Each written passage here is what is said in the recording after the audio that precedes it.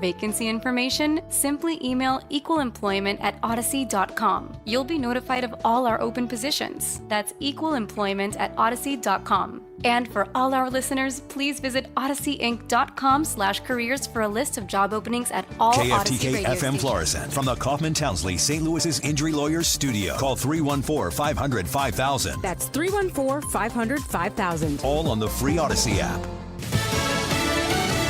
A whistleblower lawsuit against the president. Lisa Brady, Fox News. The head of the Office of Special Counsel, a federal agency aimed at protecting whistleblowers, is now suing President Trump, claiming he was fired illegally as part of the Trump overhaul of federal government. The shakeup prompting multiple legal challenges on a variety of issues. A judge hearing arguments today on the deferred resignation buyout offered to federal workers being challenged by employee unions. Those unions argue that the Office of Personnel Management lacks the authority to make this offer, and they question whether the government is able to pay the buyout. White House Press Secretary Caroline Leavitt stated, "We are grateful to the judge for extending the deadline so more federal workers who refuse to show up to the office can take the administration up on this very generous once-in-a-lifetime offer." Fox's Alexandria Hoff. The judge extended the original deadline until after today's hearing, but has not yet weighed in on the merits of that case. The president is tripling down on a plan to redevelop Gaza and clarifying his call for relocating Palestinians. Palestinian civilians would not be able to return home as part of President Trump's plan to own the Gaza Strip and redevelop the territory. No, they wouldn't, because they're going to have much better housing, much better. In other words, I'm talking about building a permanent place for them. In an interview with Fox News anchor Brett Baer, the president described his plan as a real estate project. We'll build beautiful communities for the 1.9 million people. We'll build beautiful communities, safe communities. President Trump is pressing Jordan and Egypt to take in refugees from Gaza, a proposal both governments have so far rejected. The King of Jordan meets with President Trump tomorrow. Fox's Jared Halpern at the White House. Hamas accusing Israel of violating a ceasefire agreement by delaying the return of displaced Palestinians to northern Gaza. The militant group now says the next hostage release is delayed, which Israel says would violate the ceasefire deal. America is listening to Fox News. You said bye-bye to big government. Now it's time to trim the fat from big wireless. Pure Talk gives you the exact same service. They use the same cell towers, the same 5G network. You get better customer service, and you pay half the price for the exact same thing. Get unlimited talk, text, 15 gigs of data with mobile hotspot for just $35 a month. Make the switch. You simply dial pound 250, say the keyword save now, save an additional 50% off your first month. Pure Talk, America's wireless company. Want to play a game with me and Dad? Mommy's not feeling good. You need to vaporize that cold. Vaporize? Yeah, with DayQuil VapoCool. It's DayQuil plus a rush of Vicks vapors. Whoa. Come on, honey. Let's let Mommy rest. You guys are amazing. And so is DayQuil VapoCool. DayQuil VapoCool, the vaporizing daytime coughing, aching, fever, power through your day medicine. And to vaporize sore throat pain, try Vicks VapoCool drops. Use as directed. Keep out of reach of children.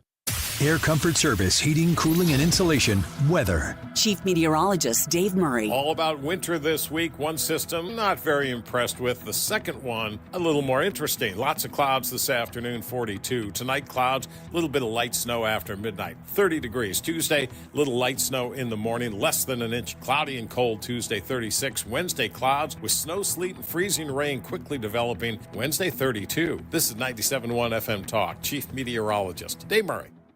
If you're living with dry age-related macular degeneration or dry AMD, you may be at risk for developing geographic atrophy or GA. GA can be unpredictable and progress rapidly, leading to irreversible vision loss. Now there's something you can do to slow it down and get it going slower. Izervay is proven to slow GA progression. Izervay gets GA going slower. Izervay or avacincaptad pagel is a prescription eye injection used to treat GA. Don't take it if you have an infection or active swelling in or around your eye. Izervay can cause eye infection, retinal detachment, or increased risk of wet AMD. Izervay may temporarily increase eye pressure. Your vision may be impaired after an eye injection or exam. Don't delay. Ask your doctor about Izervay today. Izervay gets GA going slower. Visit Izervay.com. That's IZERVAY.com.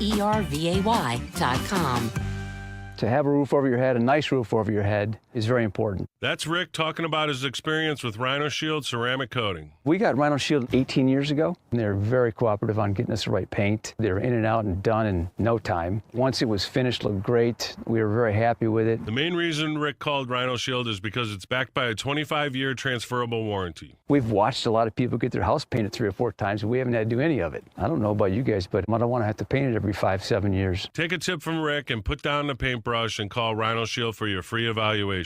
877-25-RHINO.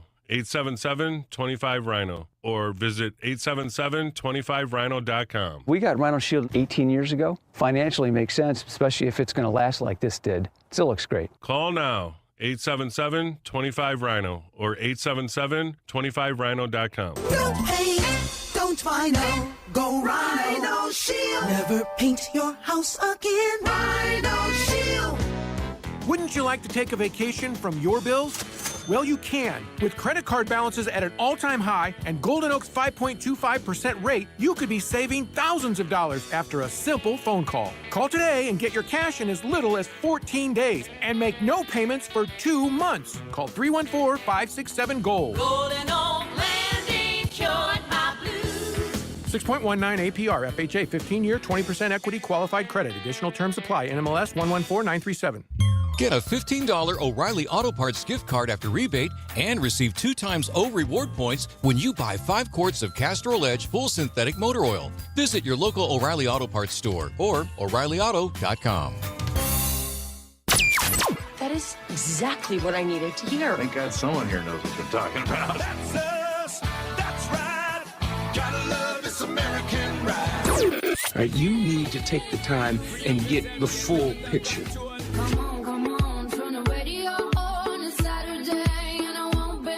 Don't get me wrong, I love the ladies. I mean, they rev my engine, but they don't belong in the newsroom. It is Anchor Man, not Anchor Lady. What do you want from me? I'm not America's sweetheart.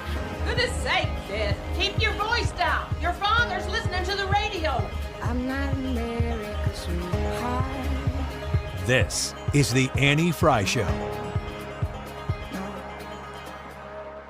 Well, happy Monday. Welcome to the Annie Fry Show. What a weekend it was. The news cycle does not stop, not even for the Super Bowl. But that's our YouTube live chat poll for today, is grade the Super Bowl. Our standard grading system applies, A, B/C, D, or F. We're going to talk about it a little bit throughout the show. There have been years where I have completely and totally not paid any attention to it. And I very, very personally offended by what the NFL and Stan Kroenke and Jerry Jones and all of these people who just swim in their piles of money did to St. Louis. But it really, if somebody hurts you that way, like it was an emotional thing to lose the St. Louis Rams, right? If somebody hurts you that way and some time passes, maybe you come to the place where you're kind of maybe growing a little bit, you kind of callous to that. You can grow past it or whatever. But watching the NFL be dumb in the wake of losing the Rams, it was so easy to be like, no thanks. Yeah. I'm not interested. You screwed us over. You don't even have a football-centric product anymore. Goodbye. Absolutely. You couldn't have encapsulated my thoughts toward the NFL any better. It was just too easy to not care. Yeah. When I mean, the last year they were in St. Louis was the hands up, don't shoot thing, right? When they came out of the tunnel with their hands up. Oh my was gosh. a bull crap yes. thing. I think that's right. Yeah. I lose track. But if you're in St. Louis and you've been personally affected by the arrogance of the NFL, of people like Stan Kroenke, that to me is the beginning of my disgust for the NFL, is how the NFL treated us. Then on top of it is all the woke crap that infiltrated what I would like to think of. I'm a baseball girl. I like baseball. I like watching baseball the most, I think. But watching football is so freaking fun. And I was watching the Super Bowl yesterday, and it really was ironic. My husband is still like, he's never been an NFL guy. Yay, go Rams, whatever. But he's always liked college football. I've talked about how he's a big Notre Dame fan. My son 15-year-old went to his buddy's house. So they had a buddy thing, which was good that he went there. My brother-in-law had a party, invited us over, but I have felt sick, been sick. Molly was sick on Friday, so we were just trying to stay low.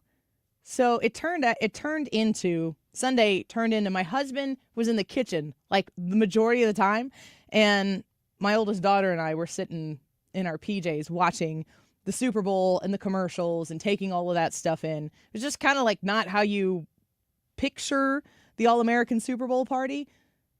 But I have to say, I was incredibly pleased watching the football game.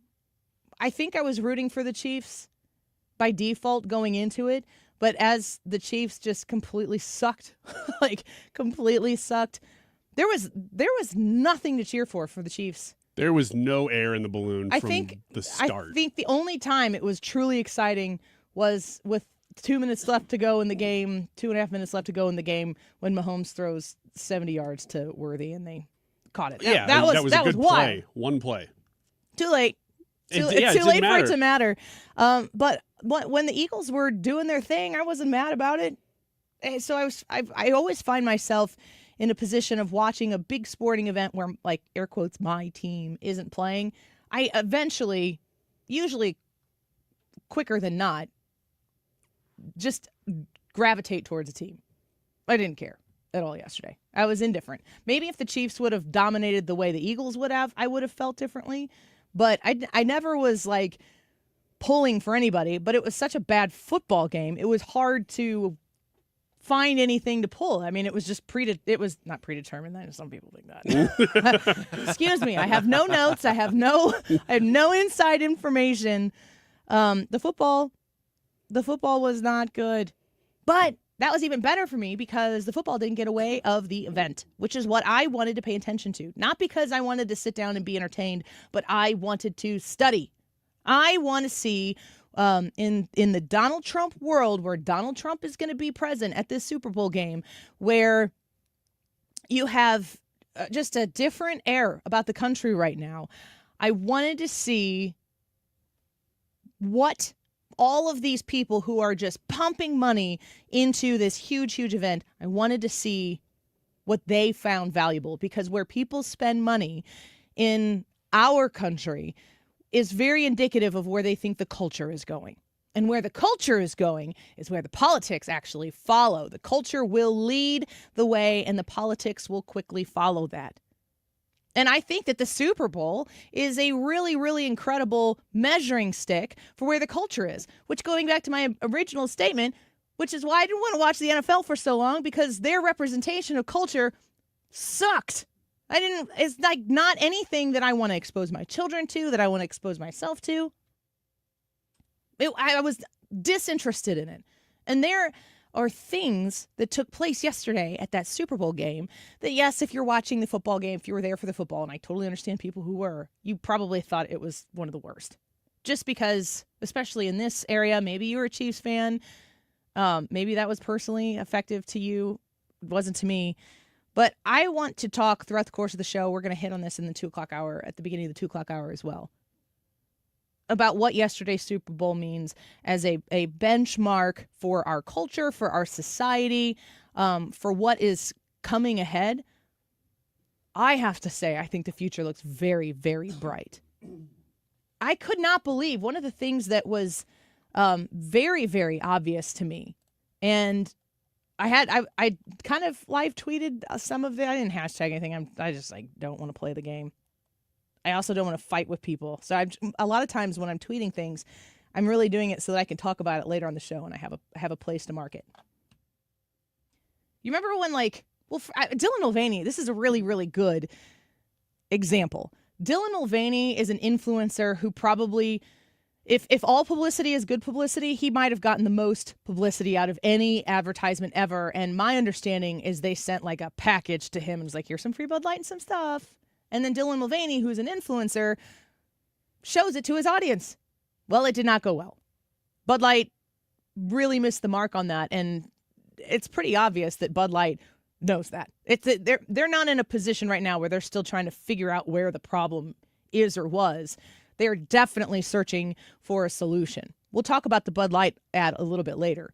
But influencers, social media influencers as the avenue to market your product, listen to some of these people who were used in advertisements and marketing for products during the Super Bowl, or as employed, I assume, by the NFL themselves to talk about the game and to fluff it up.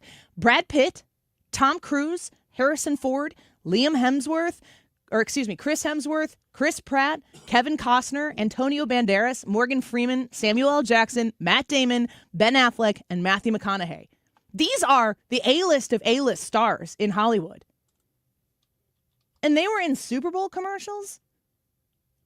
That, to me, shows a dramatic shift in where Hollywood ranks in our lives. Why? Because I think it's actually kind of beneath the likes of these high profile Hollywood stars to come be in some sort of 30-second spot during Super Bowl, or to be the person who, I guess, it's just kind of laughable to me because it's just definitely not for me. I don't need Tom Cruise to pump me up before the Super Bowl game. I do. Well, I think there's a difference here. Plus, I can't handle Tom Cruise, non-movie Tom Cruise. There's something about him that looks just a little added. Like if you saw him in person, you'd go, I think I might still be looking at a screen. Now, I want to touch his face and see what happens. I want to see if it moves. Does it fall off? I mean, he's such a handsome man, for sure. Maverick, he's so great in that. I think that it seems like he's aged really well, but then you see him in those types of things that aren't like super Hollywood produced, I guess.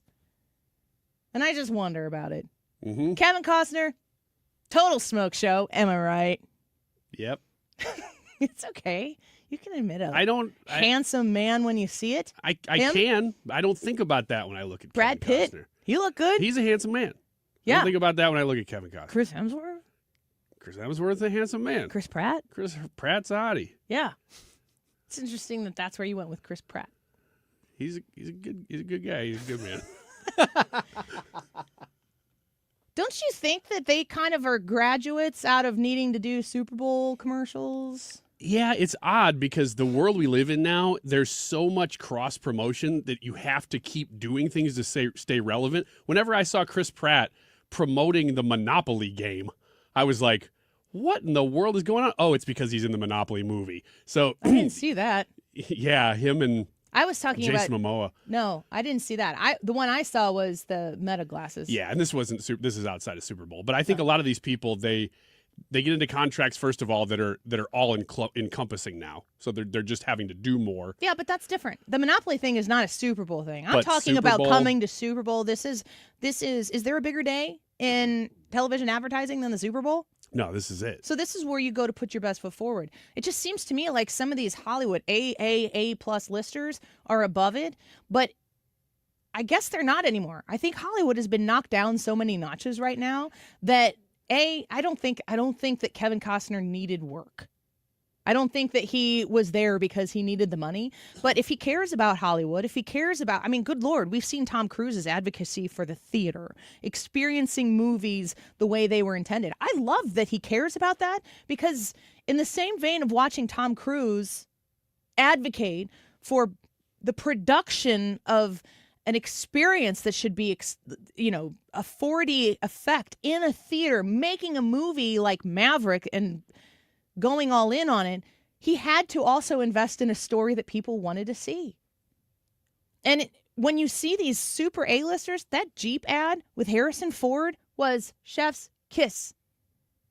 The Jeep ad that had Bruce Springsteen in it last year or the year before was one of the most railed ads. Jeep made a 180 and put Harrison Ford in it, and Harrison Ford was talking about all of the things that are great, that are truly great.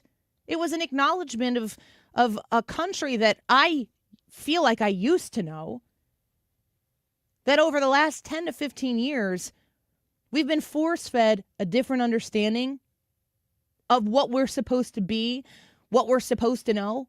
as they continue to repeat, the Democrats and the far left progressive wing of the Democratic Party has worked overtime to redefine what you understand to be your problems.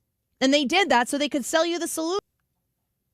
And when you watch the Super Bowl, what's the wokest thing that you saw yesterday?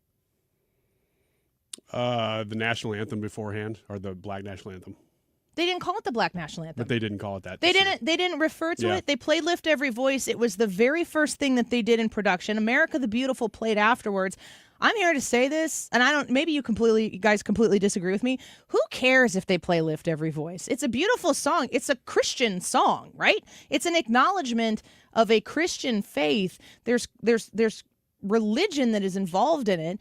And if you want to sing that song, sing that song. Don't refer to it as the Black National Anthem. They didn't. Then they played America the Beautiful by a Christian singer, and then they played the national anthem. That's an interesting perspective. I hadn't heard anybody say that. I think it's a win. I think it's a shift. And if you want to play that, if that's a song that makes people feel like they're celebrating the country, and you're playing America the Beautiful next, it's not like the Black National Anthem, the White National Anthem, and then the national anthem. Here are some songs that celebrate our country. I'll go reread them again, but I've done it pretty much every year when this happens. There's nothing in Lift Every Voice that makes me, like, if that song just was handed to me and I just read it, I'd be like, okay. What am I missing something on the song? It's the woke culture that has tried to make it this thing. Yes. And it was still in there. It was the very first thing that they did. I thought it was performed fine. Well, I didn't have a problem necessarily with the performance. And then they moved on to America the Beautiful.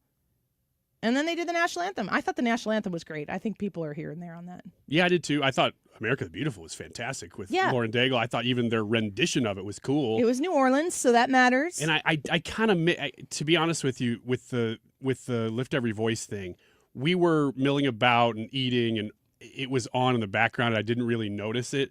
And it was later that I saw people commenting on it. So my experience was very secondhand. Sure.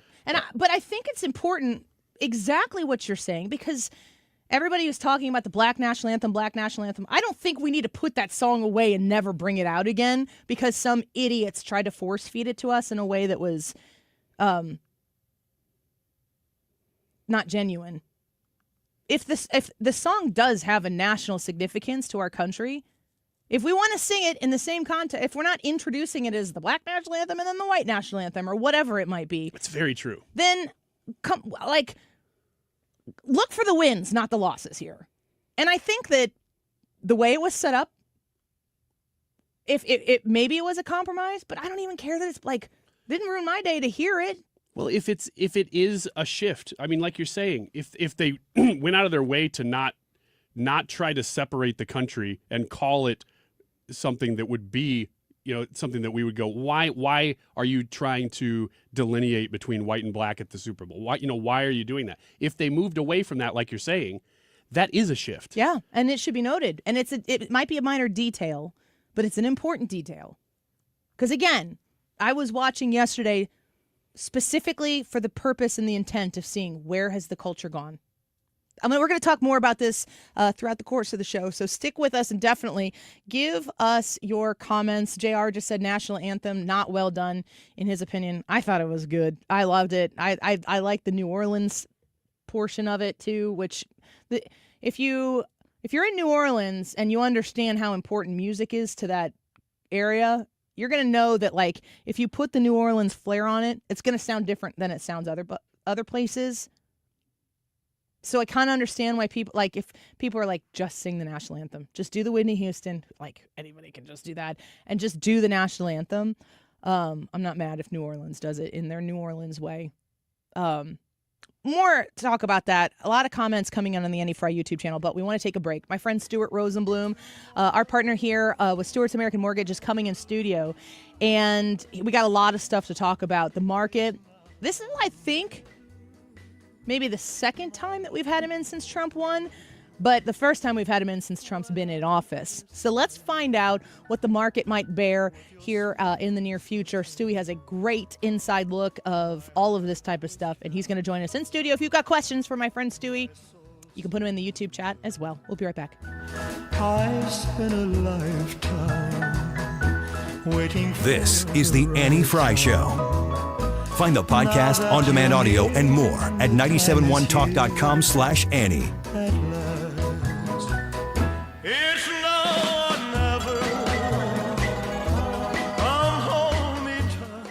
If you are looking to buy or sell your home, you need a realtor who is going to do everything they can do, pull out every stop to make sure that your experience is a very successful one that you would tend to brag about after the fact, of course. And the Dittamore Group.com, that's the website, the DittamoreGroup.com. You reach out to Tammy, Zach, Patty, Pat, Abby, and Trisha, and you partner with this amazing team that can help you benefit from working with the number one team in the number one office in the Metro East. Your home sale is going to be in the very best of hands. They do this full time. It's their career. It's not a part-time thing. I know that a lot of times if you're going to engage in some sort of real estate transaction, it's kind of tempting to go with a friend or a family member because you want to support them. I'm just going to encourage you to reach out to the Dittamore Group first, because you want an expert. You don't want to leave money on the table, and they will help you through this process. They are the experts at it. Missouri and Illinois alike.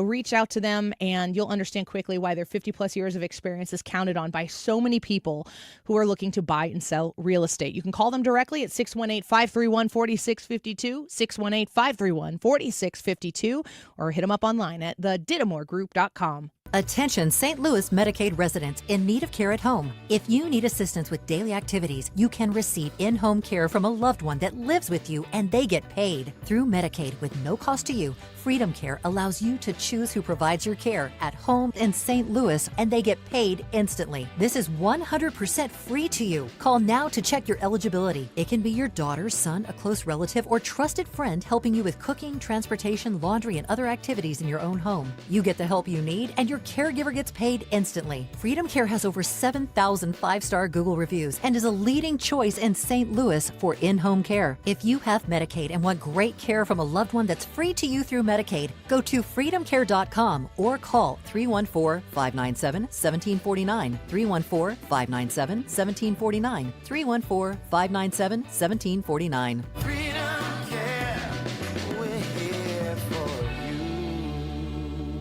In Missouri, farming isn't just a profession, it's a purpose. You can feel it in our 27 million acres of farmland. You can see it in the nearly 41,000 Missourians who work in agriculture. You can hear it at our farmers markets. You can count it in the $93.7 billion it brings our state. And you can taste it at your family's dinner table. A lot of farmers in our state rely on Bayer's tools and inventions because Bayer has a purpose too. To help farmers thrive. Learn more at go.bayer.com/purpose. Paid for by Bayer. You're listening to the Annie Fry Show live from the Air Comfort Service Heating, Cooling, and Insulation Studio. If you have a furnace that needs service, a heat pump that needs repairs, or a boiler that needs to be replaced, contact Air Comfort Service. They offer 24/7 emergency heating service too. aircomfortservice.com. 97.1 is excited to welcome Brian Kilmeade back to St. Louis. Hi, everyone. Brian Kilmeade here. I have great news. I'm going to be joining all of you in St. Louis. Be a part of this event. March 22nd, St. Louis. You're going to love it. Get tickets at briankilmeade.com.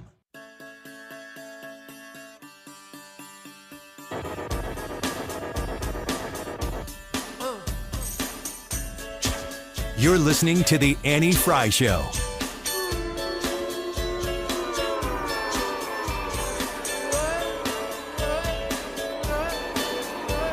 The Annie Fry Show is streaming online. Watch us live on YouTube and subscribe.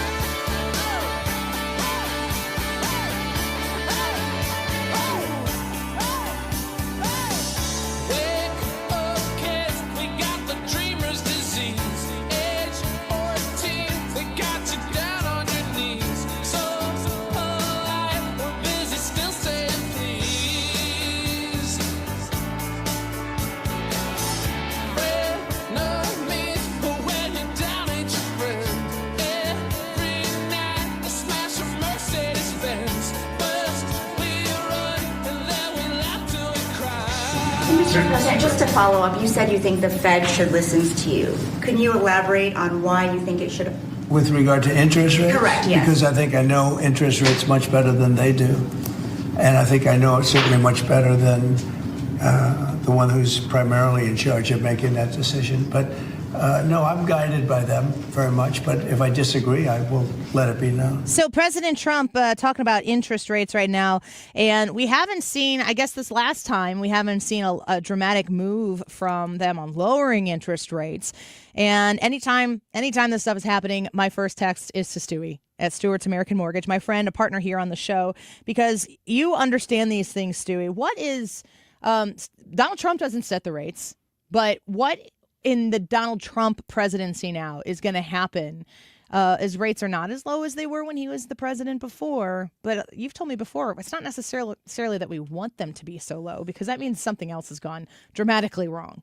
Well, overall, the economy is doing fairly good, and I think the employment numbers are showing strength. So the Federal Reserve on their side saying, hey, we're not going to lower interest rates at all right now. We're going to keep things as they are and just wait and see what's happening. But there's a lot of stuff that's happening. For example, a lot of the labor costs that mortgage lenders have is related to regulations. We have to have a whole department just to comply with state and federal regulations. And some of it's good, but a lot of it is just cumbersome and very costly to mortgage lenders. If it's very costly to mortgage lenders, they pat that in to the total cost of what they charge you as a consumer. So at the end of the day, you as a consumer pay for something. Now, if you ever looked at a mortgage application and you get all these documents, the CFPB, which is the main governing arm of all lending institutions, they got involved with Dodd-Frank, which changed all the laws back in 2008, 2009.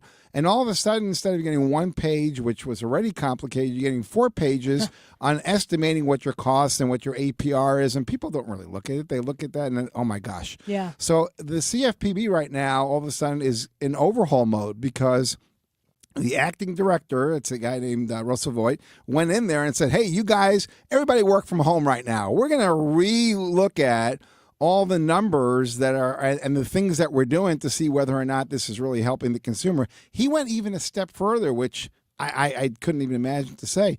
The feds were due to give more money to the CFPB for operating costs, and he turned away and said, we don't need that money. We've got $117 or $700 million sitting in our bank account. Why do we need more money? It's over here. So stop sending us money. We're shutting down the system. We're going to evaluate what's really necessary for the consumer and put them in a better position so it becomes more competitive. At the end of the day, you as a buyer or a borrower are going to earn the benefits and get the better rates. So, Stewie, when you're watching a lot of what Donald Trump has been doing right now, to me, I just keep thinking of it as like he's going in and he's weeding the whole garden. And the garden is overgrown. It's a mess. You can't even tell what was supposed to be in the garden. Like, what was the intention of the garden in the first place? Because it's just so taken over with suffocating foliage that's drowning out the entire purpose of the garden to begin with. When you're watching him, like you said at the CFPB say, all right, you guys just stop for a second. We got a lot of work to do here. We got a lot of weeding to do here. And he's doing it across the board. USAID, man, that was pretty dramatic. What is your thought on how all of these actions, when it comes to spending the American taxpayer dollar, how does this affect, what you do for a living with mortgages, the housing market, the deficit, the budget? What's your thoughts on the whole thing? I think it's going to be great. I think you're going to see interest rates drop. I think the bond market, which is what interest rates are based on, is going to improve with strength. I think the stock market's going to improve with strength. It's a little bit of a bump in the road. You can't jump from point A to point C without going to point B. So they have to go in. They have to clean up the mess. They have to improve it. But can you imagine the amount of money that this country will save if everything is cleaned up, and how that would benefit financial markets? Let that money go back to things that we need. It's going to improve things overall. And once you see those improvements, there's no necessity to go ahead and have the higher interest rates. They will drop back. So the Federal Reserve has, their mission, which is to keep inflation in check. I think President Trump is right now instituting those tariffs and doing things that maybe threaten inflation a little bit. But at the end of the day, it's all going to drop back. And I think we're going to see some really good numbers here towards the middle and end of the year. And everybody's going to look back and say, wow, how quick these changes can actually have effect. We're speaking with Stewie with Stuart's American Mortgage. He is the bagel loan guy. People are probably contacting their realtors right now and thinking about maybe a list in spring, or maybe they've been through that process already. And spring is usually a hot time in the real estate market. Is that going to continue? You see any reason why that won't be the case? Oh, I think it's going to be stronger. I think this buying season in the spring is going to be crazy. You're going to see 3, 4, 5, 10 bids on a particular property and offers, and you got to be prepared. You got to get your pre-approvals in line. You got to know what you're getting into. You're smart now if you buy now where the interest rates are a little bit more elevated, because later on you can refinance for free, with the bagel loan. If you wait to buy when those interest rates are lower, you're going to have even more competition for those houses, and the prices are going to go higher. So you're smart to buy it now, where instead of being 10 bids, maybe there's 3, and then refinance later. Otherwise, well, good luck even getting the house, let alone the price you want to pay. Yeah, the first time I refied with you, Stewie, both times with a bagel loan, the first time I went from whatever the mortgage rate I had in 2015 when we bought our home. It was like maybe mid-4s or something like that. And we refied, and it was down in the 3s. And then we had to put a new deck on our house. So I refied with you again and took some money out of our house. The equity had gone up quite a bit. But then was able to get a rate even in the 2s, which was wonderful. There's a lot of different reasons why people might refinance. And I think that when it comes to watching the government get their act together right now, fiscally, at least that's what it appears to me. I think a lot of people are trying to do the same thing in their own home, especially with the beginning of a new year. Might be a resolution of sorts. Interest rates seem to be pretty high on credit cards right now. Is it a smart move to refi your mortgage and maybe take a higher rate on your mortgage, but if you can get rid of $20,000 or something in credit card debt? Is that a smart move? Does it depend on every person's situation? How do you react to that? Well, we're going to go a step further, Annie. We're going to have a little bit of fun. You're in the mood for some fun? Mortgage fun is my favorite mortgage fun. They usually don't come together, but we're going to do it. Okay. So there are those people out there that consolidate debt and they want to lower the rate in order to improve their cash flow and have a better quality of life. And then there's another group of people, and that's the folks that we're going to talk to right now. We're going to introduce something very unique. In Scotland, there was a custom that when you paid off your mortgage, you painted your door red. Okay, in the United States, a red door. That was the symbol. Hey, house is paid off. It's mine. I got equity. It keeps appreciating. I got my house. My door is not red yet. Work on it. We're going to help you.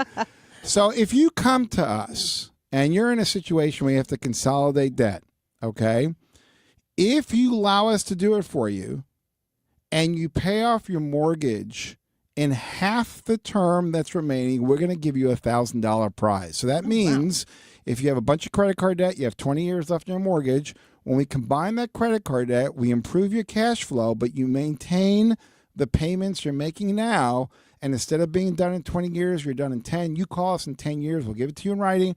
We're going to give you a $1,000 prize bonus. Now you got your house free and clear. It's encouragement to get stuff done even quicker, even if you refinance later when rates go down. So we do it for you now, then we redo it again, maybe at a 10-year loan in 2 years or in a year. If you get it done completely and you start A through Z with us, we're going to give you that $1,000 prize. We're going to call it the Red Bagel Challenge. How's that? That's great. I love that. I didn't know that was the red door. Did you know that? It's a red door. I've never heard. No, but that makes sense now because you always hear that term in real estate, but I didn't know what it came from. What color is your door? Mine's black. Mine's more of like a pinkish. You're getting close. We're about halfway. We actually had a listener, by the way, that did this about 7 or 8 years ago. They called us, and they had low credit scores in the 650, 660 range. A lot of debt. We consolidated the debt. They had 25 years left on the loan. About 3 weeks ago, they paid off the mortgage, invited me to the barbecue.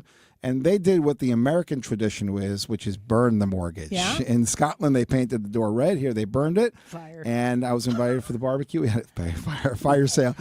And we were there, and they got it done in 8 years. They paid off the entire mortgage. Now they have a $500,000 house free and clear. That's pretty crazy. How big is it? Like, how big is your credit score these days? My personal credit score? No, yeah. What's your credit score, Tell me what your credit score is. I haven't ran in a while, but I think I hope yours is pretty good.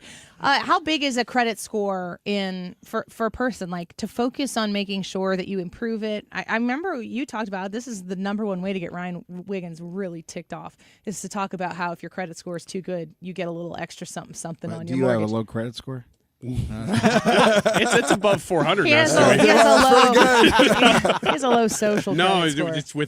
it's with these laws that Biden enacted. Oh God, or laws? They're not even laws. It The fee. Don't get me started. You're having either. too nice of a credit score. You have to pay a little extra something for the people who don't. Is that still in place? It's still in place. Not only that, but if you make too much money, okay, you have to pay a higher rate. It's ridiculous. So first of all, you have to recognize that there's over 400 credit score models. That means there's 400 Equifaxes, 400 TransUnion. So if you see on your Discover card or Credit Karma what your credit score is, that's not your mortgage credit score. It's totally different. The only way you can find out that number is if you call a mortgage company and they run your credit. So realize that, number one. Is there a correlation between like what you see from Equifax and what you would see as a mortgage lender? Is it usually higher, lower? Or does it completely depend? I've seen it both ways. Most of the time, if you have a 650 credit score and now you have a 700, then you'll see an incline in your credit score overall, but it's not going to be 700. Yeah. So the trend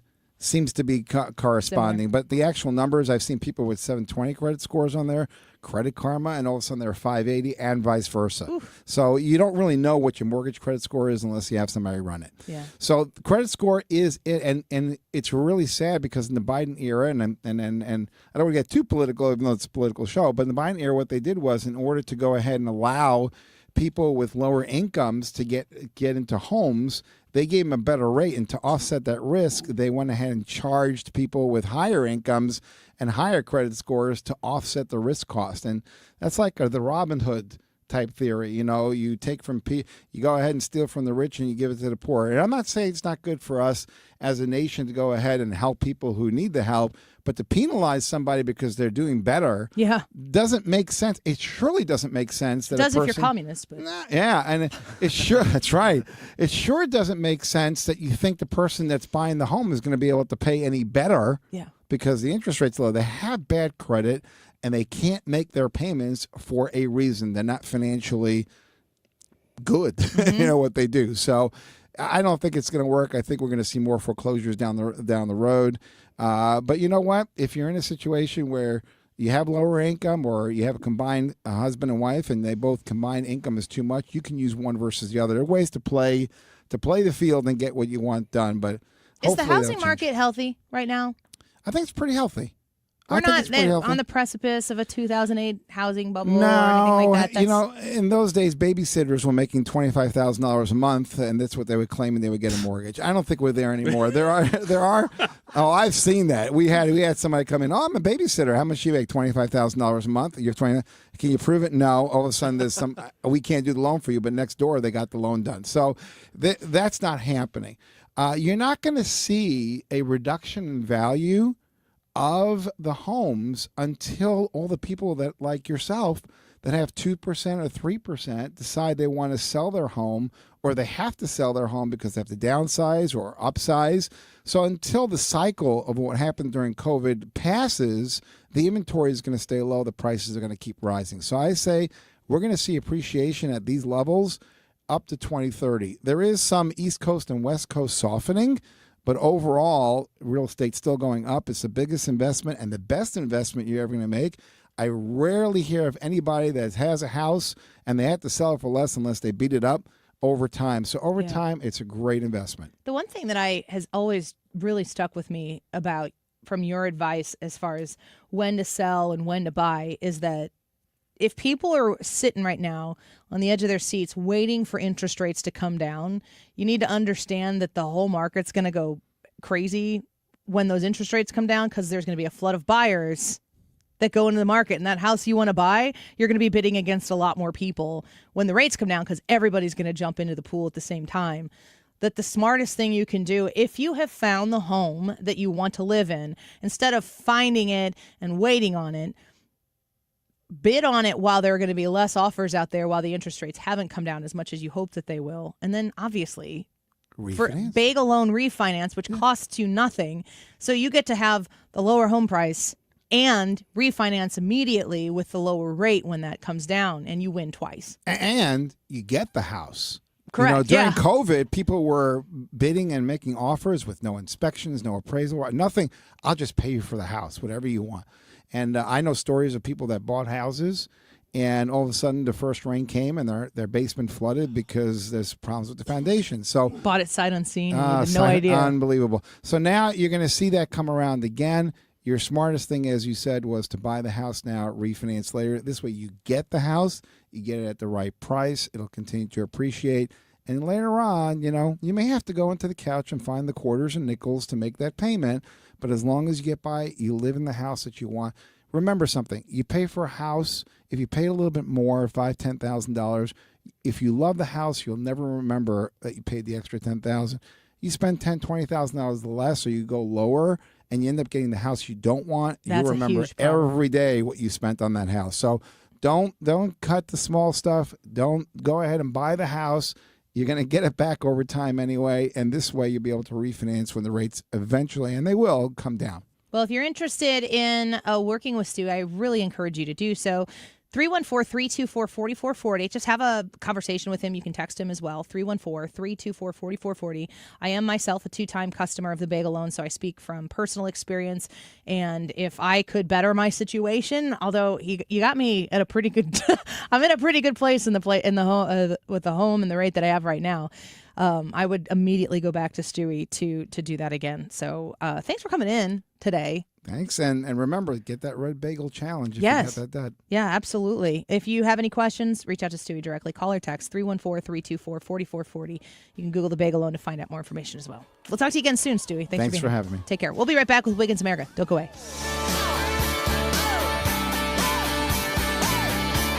This is the Annie Fry Show.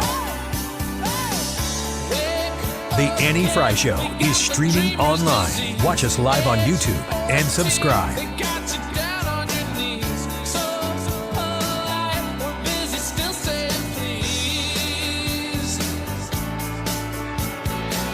Did you make $500,000 in retirement savings feel like $1 million?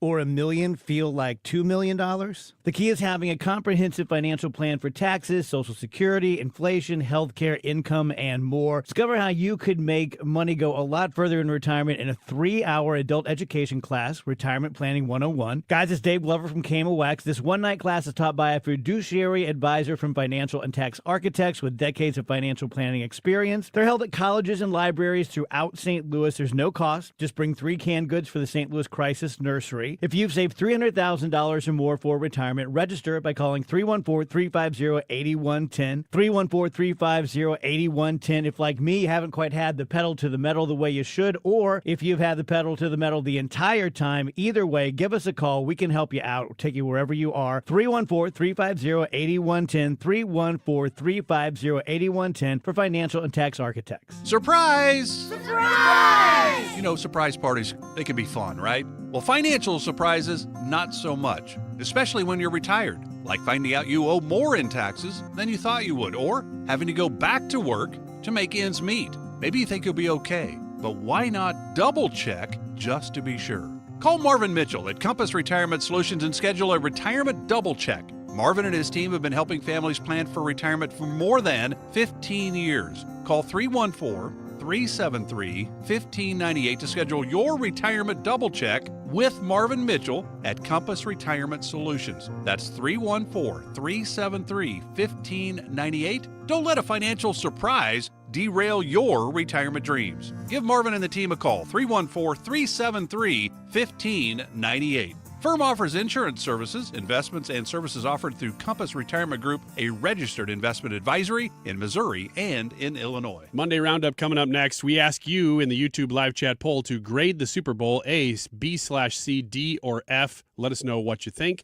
You find that by typing in Annie Fry on YouTube, and today's date will come up. You can watch the live stream and vote there. 12:48. This time check is sponsored by Jerry Kelly Heating and Air Conditioning. It's time for a $98 furnace tune-up. If you're the victim of a car accident or suffered a work injury in St. Louis, you want attorneys who live here and work here to handle your case. You want someone who knows St. Louis and is about St. Louis. You want Kaufman Townsley. Call 314-500-5000.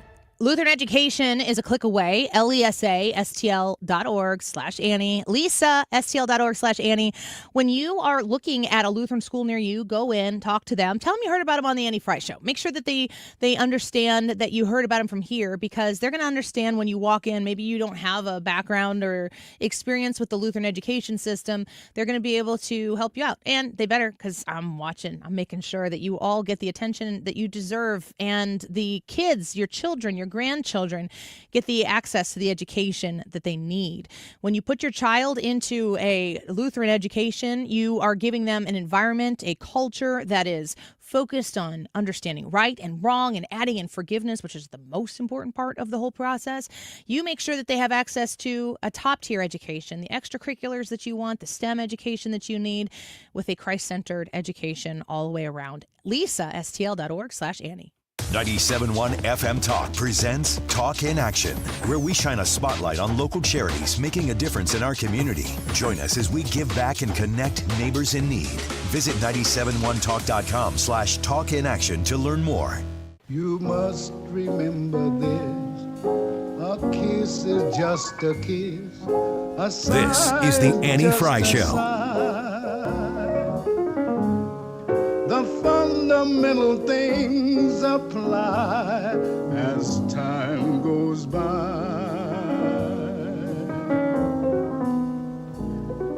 Weekends! Monday Roundup! Yeah! This here's the wildest ride in the wilderness! First things first. I'm the realist. Donald Trump has directed the Treasury to stop making pennies. Can I scoop you here?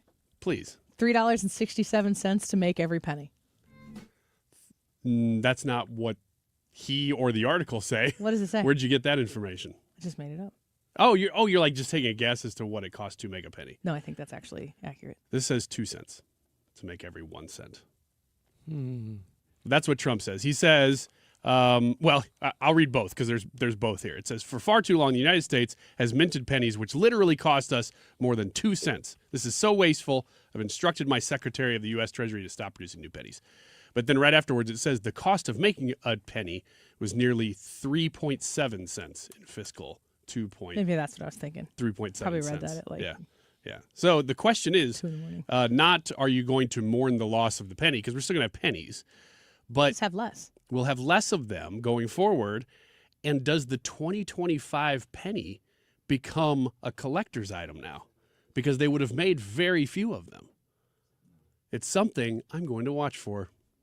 You're going to start, what percentage of time when you are engaging in commerce do you use cash and change versus I'd say digital? About 10 to 20% of the time do I use cash. And that's a high estimate. It's only to get into youth sports. That's the only time I'm using cash. Yeah, I use cash, especially when I'm at a local business, because a lot of times, first of all, they're charging a surcharge now for credit cards. But second, I know that it helps them to have cash. Cash? Rarely. Maybe 5% of the time at the highest amount. Does anybody care about using a penny? No. I don't really. I don't remember the last time I used a penny. I can't remember the last time I had coins in my pocket. This seems like, after reading, I'm like, well, of course that's the way you would sort of phase it out. We talked about it last week, Annie, when you were gone, that Elon Musk was saying, the penny's useless now, and getting rid of the penny. But you don't have to, get rid of the penny. You just stop making as many. It's like $2 bills. And it would naturally phase out. So that makes sense. Next one, Starbucks baristas slam a new rule to doodle on customers' cups. Have you noticed this if you've been to Starbucks recently? No, I just go to Scooters. Yeah, apparently they're telling them you need to write on customers' cups more often. And I didn't know this, and I thought somebody was just being nice to me one day. The whole Starbucks thing, there's a huge Starbucks shift right now because they're not doing what they need to do. I think that has everything to do with culture. The culture when you walk into Starbucks, I don't mind their coffee. I know a lot of people think Starbucks coffee is not good. I don't mind their coffee. It's better than no coffee when I need coffee. But you're definitely I feel like I'm entering a realm when I participate in the Starbucks thing. Good or bad? Different. Just you're entering a new zone. Bad. but A realm of like different colored hair, or like what kind of just realm? a different culture. Just Okay. like the. Is it like a vibe shift? I think. Let me put it this way: if I wore as much indication on myself of who I voted for, of the causes that I supported, I don't think they'd serve me coffee. Okay. Well, they wrote on my cup the other day, "Slay the day." Queen? Did they say They queen did not after? say queen. This is totally after you shaved your beard. And I thought, no, this was before, I guarantee. I don't. And I was like, oh, wow, they wrote "Slay the Day" on there. That's kind of goofy. I've never if seen there's that anything before. that you do, it's slay. Like, man, I was feel going to have special? just an average day. And then I went out and slayed it like it was a dragon. And I was in that commercial last night about Goldilocks. I don't believe it. But I was excited. And then I read, it's just a corporate initiative. And the employees hate it because now they got to write on all the cups to make you feel like you're special. They should be Starbucks. They have lived in the world of needing to be made to feel special. Mm-hmm. So now they're opposed to doing it. I think they're. Never mind. Just I can't believe they did it cheers to a to white male. scooters. I'm drinking scooters right now. That I was in the drive-thru. Maybe they didn't know, but I was going to slay that day. The Los Angeles wildfires czar exists. Did you know that? Did he exist before the fires or after? And was it? It's really unclear what this person's role has been, but for 90 days, the new appointed czar, I guess they didn't have the czar beforehand, but he might have been an employee. I'm not really sure. His name is This is a Saborov. fantastic report. Yeah, well, I read the whole thing, and I was trying to figure out who this Saborov was before. Steve Saborov. But he was going to be compensated $500,000 for 90 days as the L.A. wildfire czar. Good work if you can get it. And people got pretty upset about that. And now it says that Steve Saborov is going to do it for free. So it's like, where? How bizarre. And they said, well, the $500,000, that was from charity. And what? That doesn't make it better. Right. Where is this coming from? So all these people are mad about it, and apparently he's still going to do the work just as well, but you don't have to pay him $500,000. Good for them in their cost savings. They're going to save half of a house in the Palisades. One house. Half of one house. So there you go. That is the Monday. That was all the information Roundup. that you didn't know that you needed to. 100% of it. Especially about the Starbucks cups. Steve Moore, Ryan Schmelz from Capitol Hill next. Why do the national tax resolution firms need the tiny fine print at the bottom of all their TV ads? Hi, this is Lance Drury with the Lance Drury Law Firm. You don't hear fast-talking disclaimers in our ads because the claims we make are 100% transparent. The Lance Drury Law Firm primarily focuses on one thing, IRS problems, and we're regulated by the Bar Association, and we have a AAA rating with the Better Business Bureau. IRS issues are serious legal issues. The Lance Drury Law Firm has helped thousands of clients navigate the best resolution plans, and we tell you up front exactly how much it'll cost. Tax resolution law is all we do. So before you send money to some out-of-town, high-pressure salesperson, give us a call at the Lance Drury Law Firm, located right here in St. Louis. Call today to schedule your free consultation with me, 314-260-6120, or visit LanceDruryLaw.com. The choice of a lawyer is an important decision and should not be based solely upon advertisements. STS-armory.com, the website for you to visit to learn more right before you go to actually visit their brand new store in Pontoon Beach. STS-armory.com. You can see the different products that they carry. You can see the accessories. You can get ammunition. You can get sights. You can get better grips. You can get holsters. You can also get safety devices, multiple safes that we have purchased for our home to make sure that we are responsibly exercising our Second Amendment, but still able to fully flex on the Second Amendment in the Fry home. We couldn't do it without STS Armory, including our conceal and carry licenses, which we renewed in November with Katie and Jesse in one of their CCL renewal courses. If you are looking to get your CCL for the first time, renew it. If you want to learn how to draw from concealment, if you want to take an advanced class, a beginner class, if you want your children to learn firearm safety, they have these classes for all different types of things. You can learn more online at sts-armory.com. Attention. Have you racked up $10,000 or more in credit card debt? Are you barely getting by making minimum payments?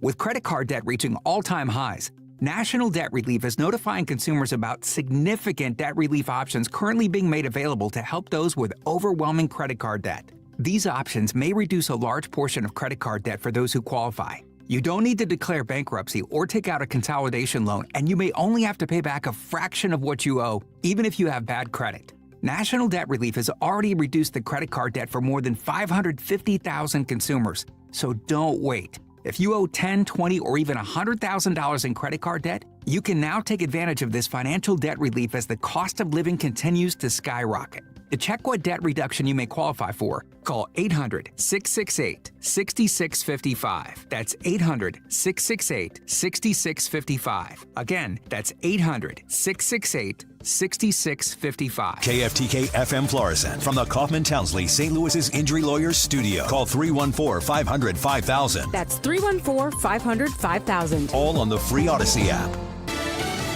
A federal judge doubles down on Lisa Brady, Fox News. The same federal judge who already ordered the Trump administration to unfreeze some federal spending now says there's evidence some federal grants and loans are still not going out, ordering today that the money be released. The administration has said the pause was necessary to ensure federal spending fits with the president's agenda. This as the lawsuits keep coming. A fired federal official now suing President Trump. The head of the Office of Special Counsel, Hampton Dellinger, was nominated by President Biden to serve a 5-year term just about 18 months ago. His office oversees government whistleblower complaints. Before the November election, Dellinger wrote an op-ed explaining what he hoped to become a new policy, make whistleblower allegations public with their permission, in the hopes those allegations would be investigated more quickly. But he was informed Friday that he's being fired. Now he's filed a lawsuit saying special counsels can only be removed for inefficiency, neglect of duty, or malfeasance. Fox's Jessica Rosenthal. Those are not the same as special counsels appointed by the Attorney General for investigations. Hamas says it's delaying the next planned hostage release. Hamas says Israel has violated the ceasefire agreement. The militants accuse the Israelis of delaying the return of displaced Palestinians to northern Gaza, targeting them with shelling and gunfire and blocking the entry of some humanitarian aid. More Israeli hostages were due to be released this coming Saturday as part of the first phase of the deal that stopped 15 months of war in Gaza. Fox's Jonathan Savage. The condition of 3 hostages freed last weekend raising alarm, with President Trump indicating he's losing patience with the current deal. One senior Hamas official tells Fox News the new U.S. administration is unclear about its Mideast objectives. Egypt's foreign minister is urging the international community to unify behind a political vision to resolve the Palestinian crisis. America is listening to Fox News. You said bye-bye to big government. Now it's time to trim the fat from big wireless. Pure Talk gives you the exact same service. They use the same cell towers, the same 5G network. You get better customer service, and you pay half the price for the exact same thing. Get unlimited talk, text, 15 gigs of data with mobile hotspot for just $35 a month. Make the switch. You simply dial pound 250, say the keyword, save now, save an additional 50% off your first month. Pure Talk, America's wireless company. You okay? I can't sleep with this cough. Sounds like you need to vaporize that cold. Vaporize? Yeah, with NyQuil VapoCool. It's NyQuil plus a rush of Vicks vapors. Whoa. So you ready to get some sleep? Thank you, NyQuil VapoCool. NyQuil VapoCool, the vaporizing nighttime coughing, aching, fever, best sleep with a cold medicine. And to vaporize sore throat pain, try Vicks VapoCool drops. Use as directed. Keep out of reach of children.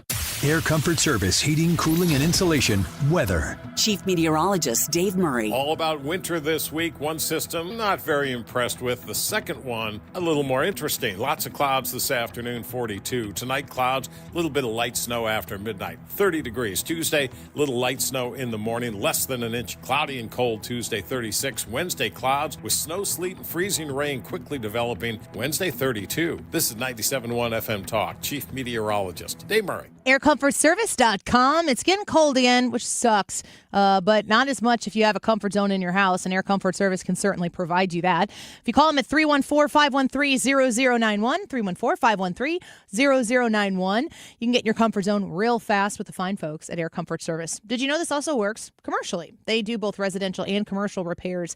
And you can call Air Comfort Service Heating, Cooling, and Insulation to get a free second opinion on heat exchanger or compressor repairs. They have provided residential and commercial heating and cooling services for 55 plus years. They are the best. They are kind. They are very good at what they do, and they are very responsible when they come into your home or your place of business, and they get the job done the right way. They have been awarded the BBB Torch Award in 2020 and a 10-time recipient of Carrier's President's Award. So if you'd prefer to have the experts when it comes to heating, cooling, and insulation come to your place of business or into your home to make sure your comfort zone is there, 314-513-0091. AirComfortService.com. My whole identity had been wrapped up in being a soldier. To have that so violently ripped from me when I was wounded, I was lost for a very long time. When Wounded Warrior Project came into my life, being around the other warriors, people that had similar experiences that I did, it was a game changer for me. Having King join the group, that was the beginning of a really good friendship. But it's a good time. I first heard about Wounded Warrior Project through CQ. And at first I was kind of like, I don't know if I qualify. But having been a part of it, it's kind of taught me that it's not just the wounds that you can see, but it's those that you can't. When you do something like a peer support group with Wounded Warrior Project and come together from different walks of life, man, the growth is incredible.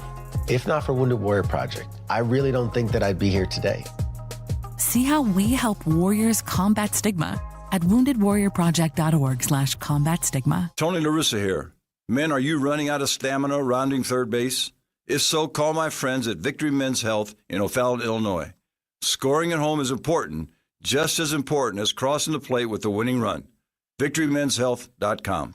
Lifestyles Unlimited member Lisa on how our educators and mentors share their knowledge. The whole Lifestyles Unlimited team is just wonderful, and all the people in it is basically copying what I do so you could be successful. Lifestyles Unlimited. Over 33 years teaching the real estate retirement roadmap. Text the word radio to 88007. That's radio to 88007. Join for just $297 and save 60%. Lifestyles Unlimited. Text radio to 88007. Hey, it's Mark Reardon. If you're nearing retirement or already retired, call my friends Thomas Helbig and Bob Kershaw with the Retirement Advisory Group. They'll show you how linking to the market is much safer than owning the market for your retirement savings. They're the official financial advisors of my show. Go to retirementkey.com. Their parent gave everything for our nation, but when support fades, who stands with them? Join the precious legacy at Rhythm and Brews Fest on March 8th in St. Charles. Learn more at 971talk.com/talkinaction. That is exactly what I needed to hear. Thank God someone here knows what they're talking about. That's us. That's right. Gotta love this American ride. All right, you need to take the time and get the full picture.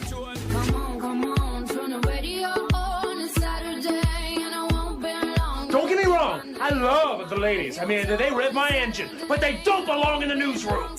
It is Anchor Man, not Anchor Lady. What do you want from me? I'm not America's sweetheart. Goodness sake, kid. Keep your voice down. Your father's listening to the radio. I'm not America's sweetheart. This is the Annie Fry Show. Welcome back to the Annie Fry Show. Thanks for being with us on a Monday afternoon, the day after the Super Bowl. Ethan was talking about how this is such a sucky day to have to go back to work or whatever. I guess I didn't party right yesterday. Just like another Monday to me. I partied the same as I always party on Sunday, and so I'm just kind of feeling the effects like a normal Monday. What'd you do? Have a fourth of a beer? Had a fourth of a beer. Was it a Bud Light? And half of a chicken wing. And I got tired at about 9. I don't believe the chicken wing part. You don't? Mm-mm. Okay. I didn't eat a chicken wing. How much food did you eat yesterday? Several pounds. I would say that I ate a bunch of my dad's grilled portobello mushrooms that he makes in Andrea sauce. I had a bunch of his like sausage and cheese charcuterie that he had out. And I drank some Shirley Temples. How do you make your Shirley Temple? Fitz made those for me. They were pre-bottled Shirley Temples. Is Fitz a person? Fitz is in the... Fitz is Mr. Wiggins' help. I always knew your dad had a butler. That makes so much more sense. Yeah, he stays in the pool house. And, honestly, you growing up with a butler makes a lot of sense, too. It's a lot of this. Yeah. Well, you just yell Fitz. Fitz? Yeah. Fitz with two syllables. I want my Shirley Temple. You're just like... I require sustenance. You are Billy Madison. What's a penguin doing? Just Fitz, I tried to throw something away and it went onto the ground. Please pick it up. I didn't feel like bending over. No wonder your son wants to go to Grandpa so much for Super Bowl. Yeah. Waited on. Yeah, I asked him, and he's like, "Oh no, I just love Grandpa." I'm like, "You love Fitz." It's all about Fitz. I've spilled the Cheerios. Please sweep. After I leave, though, I don't like the sound of the vacuum. Who are you thinking of right now? That's me. I'm not doing a character. That's how I talk to the butler. I think that voice is coming out of your beard. I can tell you where it's coming out of. I don't want to know. Just leave it to my inference. Did you eat a normal human amount of food? Did you overeat? Did you undereat? Yeah, I ate a normal human amount of food. A lot? Quite a bit. What about you, Brad? Did you overdo it? I feel like I did because I am not I'm not feeling as great as I did as I usually do on Mondays. Lots of wings. Lots of wings. So I did not have a single wing yesterday. Really? No, and it's funny because if my dad's listening to this, he'll be like, "What? I didn't know you did that." We had to leave at a little after halftime. Put some portobellos in your pocket. And take the kids home because it's past bedtime. We let them stay up even a little bit late. What's your kids' bedtime? 8:30 or 9. Okay.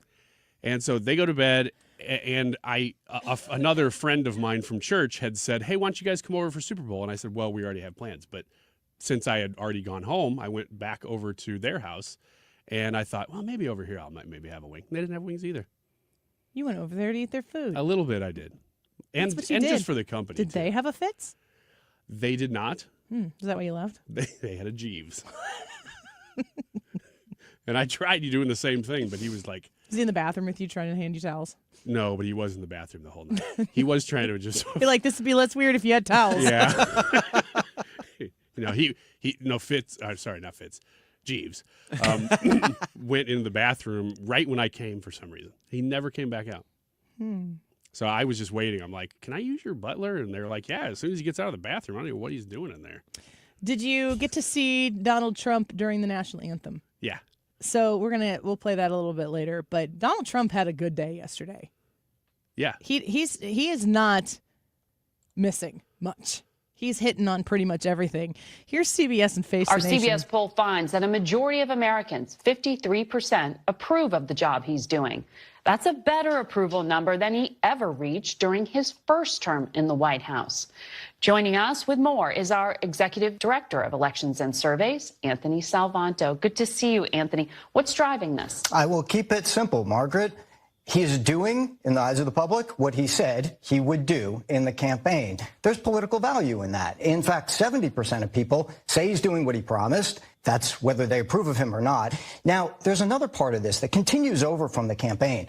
There were words that he was described as being tough, being energetic, and he still is today in big majority numbers. So as people take a look in these first few weeks, there's been a lot of activity. They're getting that general sense of governance, and that's being reflected in these early numbers. So that's perception. What about the actual policies? Well, let's start with the ones that are popular. And again, these echo a lot of what we saw in the campaign. The idea of deporting those in the country illegally continues to be popular. We saw that in the campaign.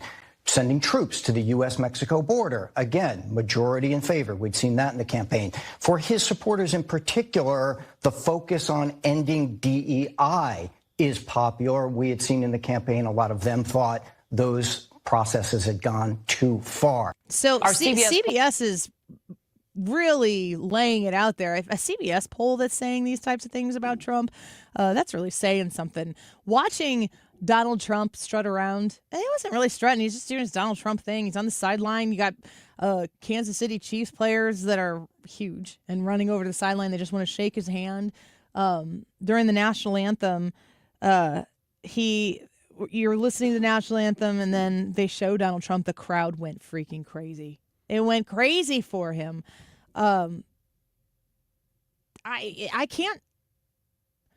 want to see Donald Trump get as much done right now in the honeymoon phase as he can possibly squeeze in. And I don't know that it's possible for him to squeeze in any more than he's actually doing. What's amazing to me is that people get a little bit weirded out when there's big change that happens really suddenly. And yet his approval rating is staying way above where it ever has. Like even above where the election would have put him. That means he's pulled some people over. It won't stay that way forever. And you wonder if there's some sandbagging going on here to say, oh, in the first month it was this, but then ever since he did blank, now it's lower, like they're setting up a narrative. But it's you would have thought that maybe you'd see it come down by now because he's doing so many things that the establishment doesn't like, and it's still not.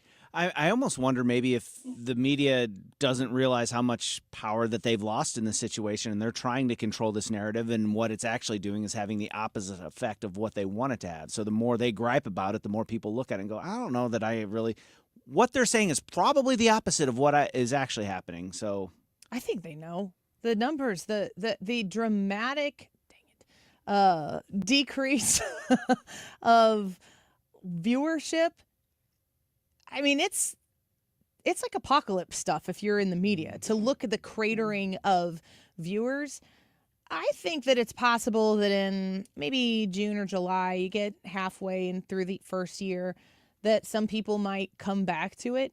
There's no positive news out there. If you are a true TDSer, dyed-in-the-wool, far-left progressive right now, it's all bad. Because everything that Donald Trump thinks is good for the country, you just, by virtue of it being a Donald Trump-approved policy, you hate it. There are a lot of people who exist in the middle. A lot of the Maha people, a lot of the RFK Jr. Folks who, I think that the RFK Jr. addition to the MAGA constituency and Donald Trump's willingness to follow through on giving RFK Jr. the nomination, I think that, as soon as he gets confirmed, and we're going to talk with Ryan Schmelz here in about 10 minutes, we're going to talk about the schedule here. My understanding is maybe as early as Wednesday, we could see Tulsi Gabbard and RFK Jr. votes come through. And there is not, in my research, reason to believe they won't be confirmed. It might be a J.D. Vance tiebreaker vote, but a win's a win. It goes in the win column. It doesn't matter how you get there. Donald Trump, the really important thing from that Face the Nation conversation there is that Donald Trump is doing what he said he would do. And people keep saying, Elon Musk's not elected. Elon Musk's not elected. Donald Trump was elected, and he campaigned with zero behind the curtain type of an attitude. Everything was fully transparent. Elon Musk was jumping around like a goober on the stage because he was talking about what he was going to do. Doge, they figured out how to make Doge the name of the department. That's Elon Musk's dog's name or something. I don't know. If you voted for Donald Trump and Elon Musk is doing what he's doing right now, you knew that's what was going to happen. You actually voted for that to happen. I think the only shocking thing is that they're doing it as much as they said that they were going to do it. The people who are losing their ever-loving minds over, we didn't elect Elon Musk. We elected Joe Biden. He is not the guy who was running the country for the last 4 years. Who was running the country for the last 4 years? That is treasonous. If Joe Biden was not making the decisions of the executive office, if he was the one who was elected to be there, if he was not making the decisions, and you and I both know he wasn't, that is borderline treasonous. Elon Musk doing exactly what he has committed to do through Donald Trump saying, I'm going to appoint Elon Musk to do this, and then him doing it, there is nothing wrong with that. As long as he's not breaking any laws to get there, he's not running the country. Donald Trump has him where he wants him. Elon Musk is taking all of the arrows for Donald Trump, and they're cutting an enormous amount of spending. They're exposing an enormous amount of corruption and fraud. And Elon Musk is taking the arrows for it because these far left progressive kooks are so obsessed with Donald Trump that they're trying to apply Elon Musk as some sort of villain now as well, and so they're throwing all their stuff at him. And Donald Trump is just like on the other side of Washington D.C. cutting other things while Elon Musk is over here distracting them. Let me sign another executive order.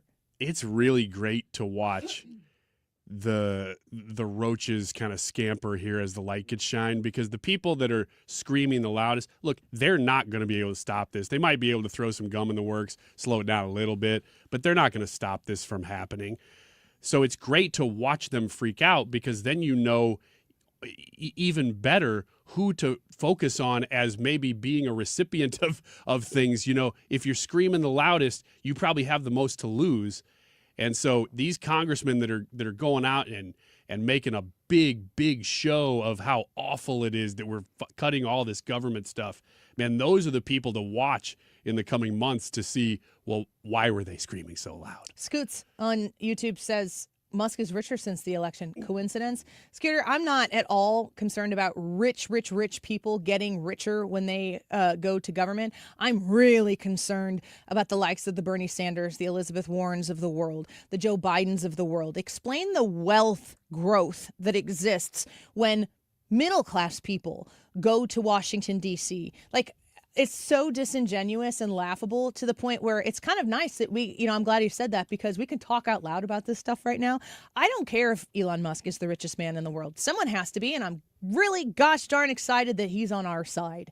It's nice to have the richest man in the world be somebody who believes in free speech and be able to casually in a comment on X ask how much Twitter is, because, okay, maybe I'll buy it, and then $40 billion. He's like, sure, I'll do it. And then he saves the country. I mean, what a patriot. So I'm really happy for him that he's super wealthy and super rich. And I hope he keeps continuing to have success and keeps being able to innovate and provide Starlink for free for people, like even in North Carolina, the ones that the Democrats completely and totally forgot. But then you see Donald Trump nominate his cabinet, and thank God we have a FEMA person in charge of FEMA now, and Kristi Noem, who oversees that, who's getting that ship corrected. And we get somebody like a transportation secretary and Sean Duffy, who's rebuilding roads and they're going to have access to these places that the Democrats completely forgot. Access to roads within a month, new infrastructure laid down, because they actually care about people. They actually care about the voters, the taxpayers, the dollars that those taxpayers have to take out of their checking account, out of their paycheck, that go into these coffers that these far left progressive leftists have pumped into Sesame Street for Iraq and crazy kinds of things that USAID has been pumping out into the world. That's the dollars that I care about. Sitting here and being like, but Elon Musk is getting richer. Well, you're darn right he's going to get richer. He's going to keep getting richer. That's the way the system is set up. When you work hard, you innovate, you have success, you take risks, you fail big, but you succeed even bigger. You got a problem with the people going to Washington, D.C. and working on the taxpayers' dollar, like Bernie Sanders and Elizabeth Warren and all these other yahoos that are out there using you and me to get wealthy on our taxpayer dollar. Start investigating there. And until you lead with that, spare me the Elon Musk thing. Donald Trump, filthy rich. Really happy for him. He can pee in a gold toilet and it doesn't bother me at all. If it bothers you, then you're bothered by the wrong people taking the wrong dollars for the wrong things. And that is why America resoundingly said, Donald Trump, why don't you give it a try? Because the left completely and totally missed the mark and was able to hide it and disguise it, like you were saying before, so well because of the media. Everybody got a backdoor access to the media. They could plant stories, they could grow stories, they could nurture stories so that they could make news out of fake and fabricated information that benefited the swamp. But now everybody knows, now everybody is aware, and we all got our popcorn because Doge is here and it's doing the job that Elon Musk was tasked with doing in a campaign by Donald Trump, who said he was going to do it. So as far as I'm concerned, the richer Elon Musk gets, the closer he is to buying Disney and making that great again. It's really all about that. Ah. Wait. You see how I got there? I like that. Yeah, I know. And more. Star Wars, that'd be a part of it. Yeah, I'm all about that. He could buy SNL, buy NBC. Heck yeah. MSNBC, NBC, all of it. Mm-hmm. Okay. I got to go. I'm going to run out of voice for Ryan Schmelz. Well, no, I've seen it. We started in a place, and then we ended where I think you intended. So I didn't know I was going to get there. but I'm always thinking about it. Let's take a quick break. My friend, Ryan Schmelz, our friend, your friend, he's a Fox News Radio, Capitol Hill, and White House correspondent. And the question is, how quickly are we going to get to Tulsi Gabbard confirmation? How quickly are we going to get an RFK Jr. confirmation? I think it's right around the corner, probably this week. And what about that big, beautiful bill that Donald Trump keeps talking about? We get our weekly update from our friend Ryan Schmelz next. This is the Annie Fry Show. The Annie Fry Show is streaming online. Watch us live on YouTube and subscribe.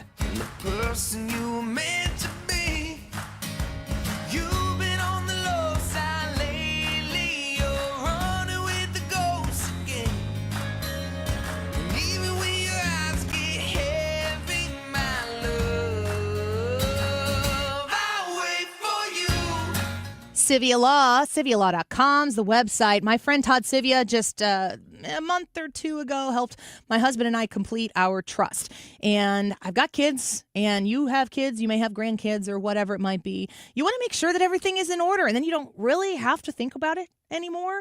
One of the things that I do want to highlight is that sometimes people put off wills, powers of attorney, testament, your trust, your revocable trust or whatever, is because, let's just put it this way, it's complicated. What are you going to do with your assets? Who are you going to leave what to? Maybe you have some family members that make that a complicated process. The important thing is to not pretend like that doesn't exist. The important thing is to call Todd Civia at 833-995-WILL. That's 833-995-WILL, and talk to him about the complications, because there are a whole host of different ways that you can insulate the people you love and the people who you want to bless one day from those that you don't trust. I mean, that's just the honest truth, isn't it? Todd will help you navigate those situations, tax implications, to make sure you're protected as much as you can possibly be. He is an expert. He's my friend, and he is who did ours, and I encourage you to give him a call so that he can have that conversation with you. 833-995-WILL, 833-995-WILL, CiviaLaw.com. Could you make $500,000 in retirement savings feel like $1 million?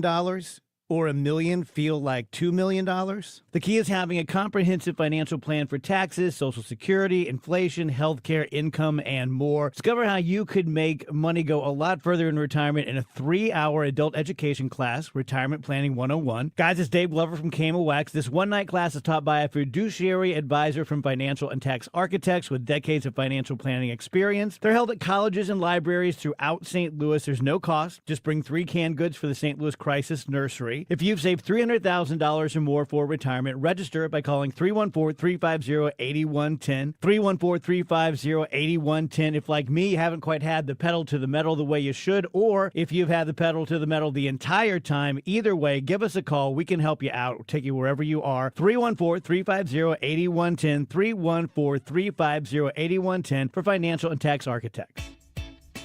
We all have different ideas of the perfect retirement, but they all depend on the same thing: not running out of money. And preparing for retirement can sometimes be overwhelming, but it doesn't have to be. Find out how you could build your retirement on your terms. Join host Steve All for the All Financial Hour Saturday mornings at 6 here on 97.1 FM Talk.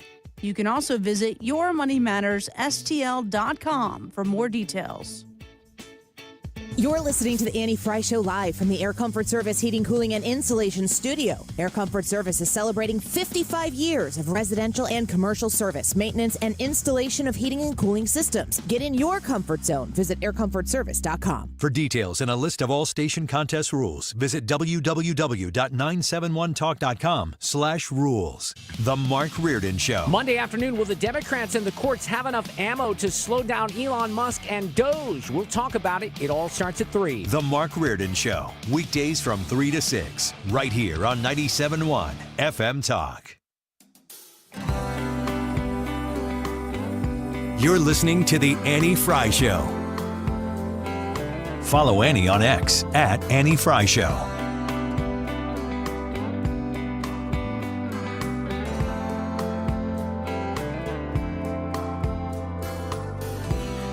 Don't have a revenue problem. We have a spending problem. And as I've been writing since the first of the year, we need to bring spending down, total spending down to a reasonable pre-pandemic level.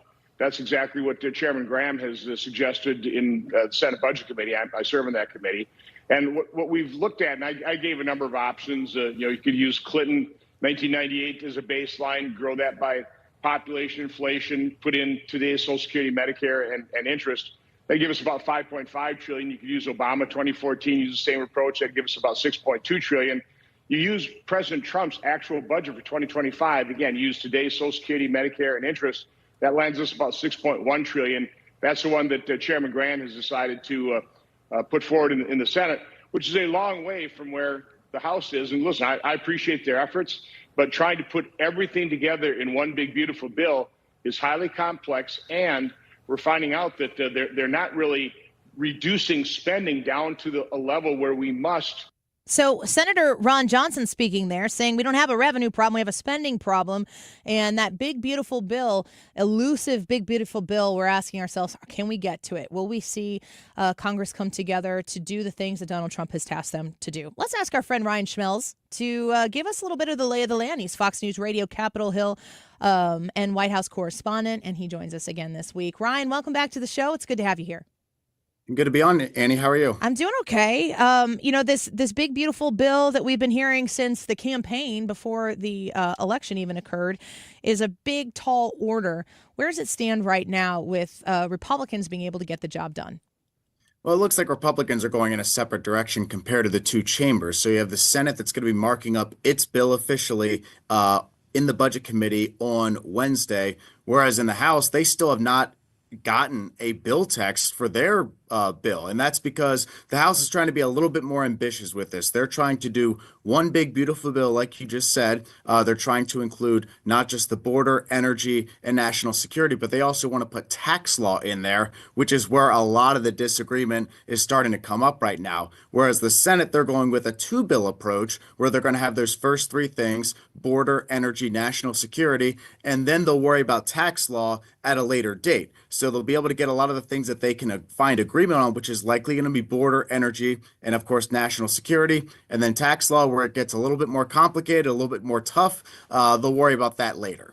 So I'm glad you broke it down that way, because I had heard Donald Trump say that he would be fine with two bills as well. Yeah. Whatever we need to do to get it done, he's willing to sign that. But the border, the energy, and the national security, can you tell me a little bit of the meat of that portion of it? What are they trying? What are Republicans really focused on getting done with that portion of it? Well, a lot of it's going to be codifying a lot of the things in the law that's already from the executive orders that President Trump has done, especially on energy. I think a lot of that is to make sure that if a different administration takes over in 4 years, that they can't just overturn it with executive order easily. And you saw President Biden do that with both energy, but also with border security, taking away a lot of Trump-era policies that were just implemented through executive order. So codifying a lot of that into law. They already did that with the Lake and Riley Act. So that's now a law of the land. I think they want that to be the exact same thing with other border-related policies. So it'll also replenish some of the funding that they're worried either Border Patrol might run out of money. There's also some concerns about national security and kind of filling some of the interest that they have there too. So that's kind of how they're breaking it down right now. And what'll be interesting to see and how they explain this on Wednesday is how these pay-fors are going to work, because that's been the big criticism of Republicans is, okay, you want a lot of these things, but are you able to pay for them? They're trying to put their money where their mouth is this time around and pay for the things that cost money. No, yeah, that's nice to know. Pay as you go. So to me, what I'm hearing you say is, Donald Trump is signing executive orders. It's like every day seems like there are multiple executive orders he's signing. Is it as simple? Just take us behind the curtain on process here. Is it as simple to take the text of an executive order and just kind of stack them up together and say, all right, this is one big bill. We're just going to put the energy, like you said, the energy, the national security, the border stuff. These are the ones that Donald Trump said he wants to do. Now we're going to sign them into law. Does it get a little more complicated than that?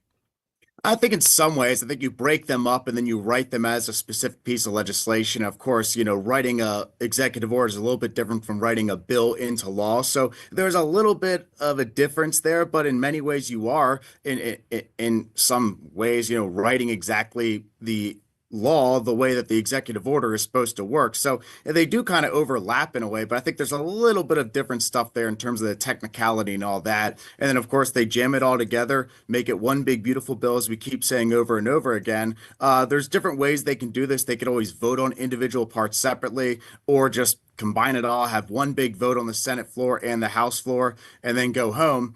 But as we're learning, getting this thing together is very hard to do, especially on the House side when you have like two people that can deflect, and next thing you know, the bill's dead. Yeah. So this is a huge challenge for Speaker Johnson, and he's alluded to that and made it very clear that, look, we're trying to get people on the same, this in the same area.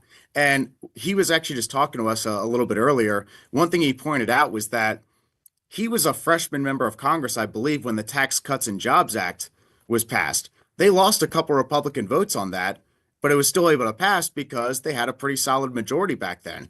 They don't have that same luxury this time around, where this majority is so slim. So while Republicans have the trifecta, it's not that simple.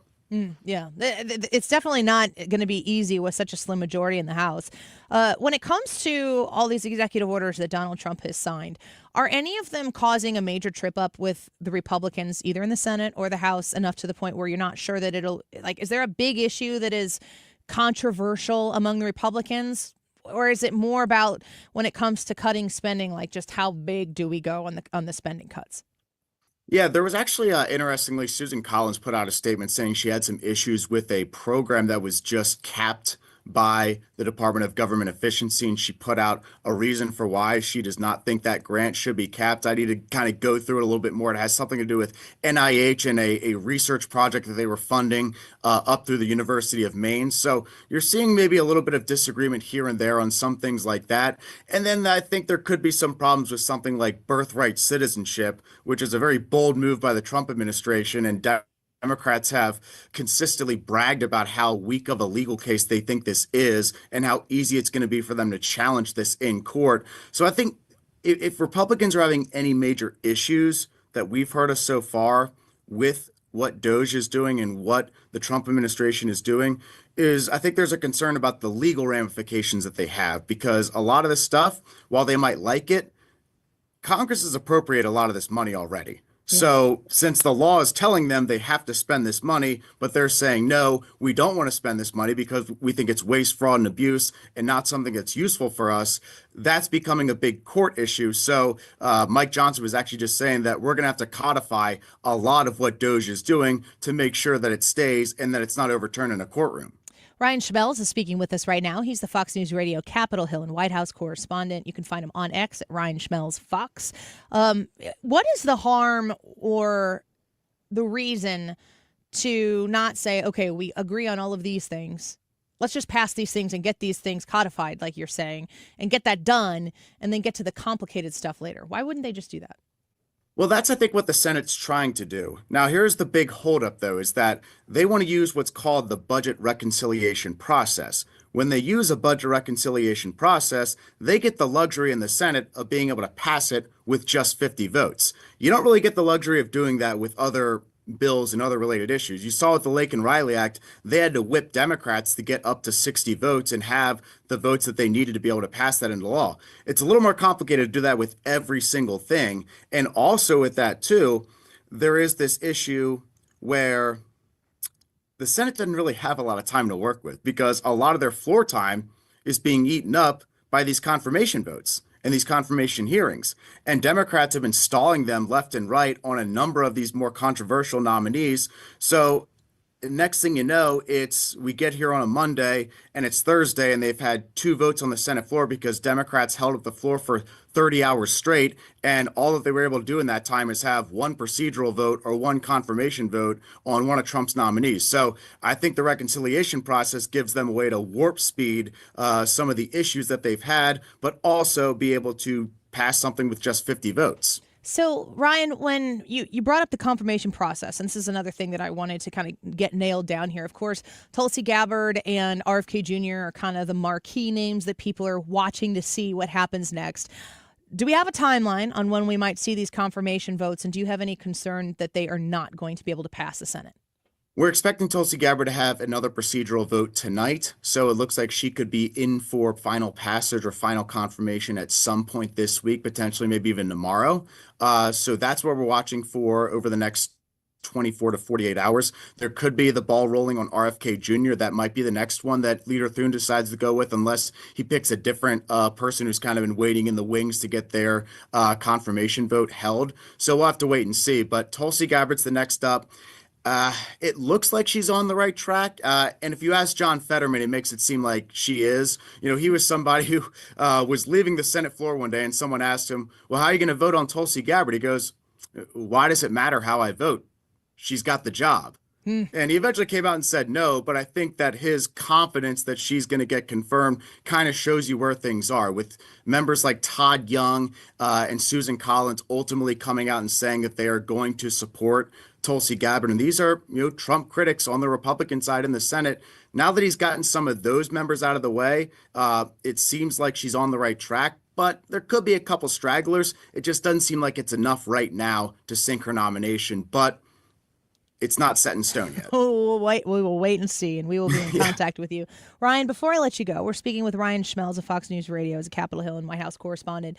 I wanted to ask you just a little bit of like a high-level question on Elon Musk, Doge, the way that they are working and functioning. My understanding is Doge isn't an official agency of the government. That hasn't happened yet. What's the relationship like right now between those Republicans that will probably have to have some sort of actual congressional responsibility with what he ends up finding?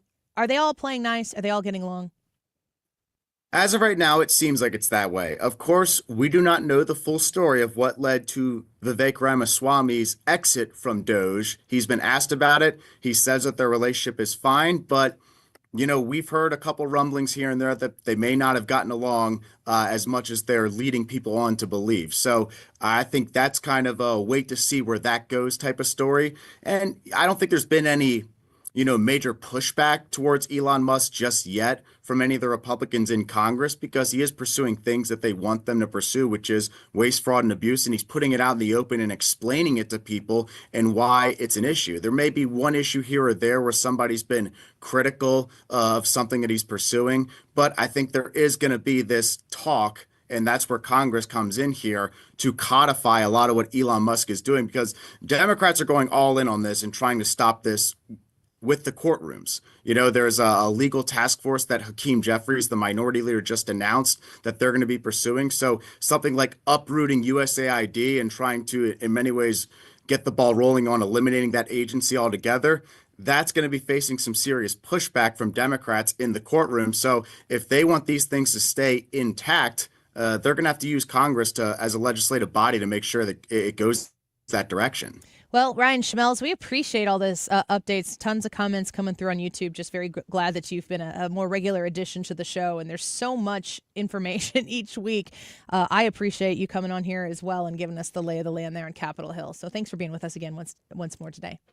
It's always a great time, Annie. Thank you so much for the opportunity. All right. We'll talk to you again next week. Ryan Schmelz with Fox News Radio, the Capitol Hill and White House correspondent there. Very in the mix of all of it. He's talking to the people who are making government happen there, and it's nice to have a very firsthand account of the goings-on on Capitol Hill. All right, when we take a break right now, Ryan Wiggins back in studio. When we come back, the YouTube live chat poll for today is grade the Super Bowl, A, B/C, D, or F. Let us know what you think. We're going to talk a little bit more about that throughout the course of the show. Right at 2 o'clock, we're going to go through, I've got a list of things that kind of are encompassed in the Super Bowl, and we're going to grade them individually. And then, of course, at the end of the show, we'll take your grades on the Super Bowl as a whole. Ryan Wiggins back in studio with Brad and myself when we come back. This is the Annie Fry Show. Find the podcast, on-demand audio, and more at 971talk.com/Annie.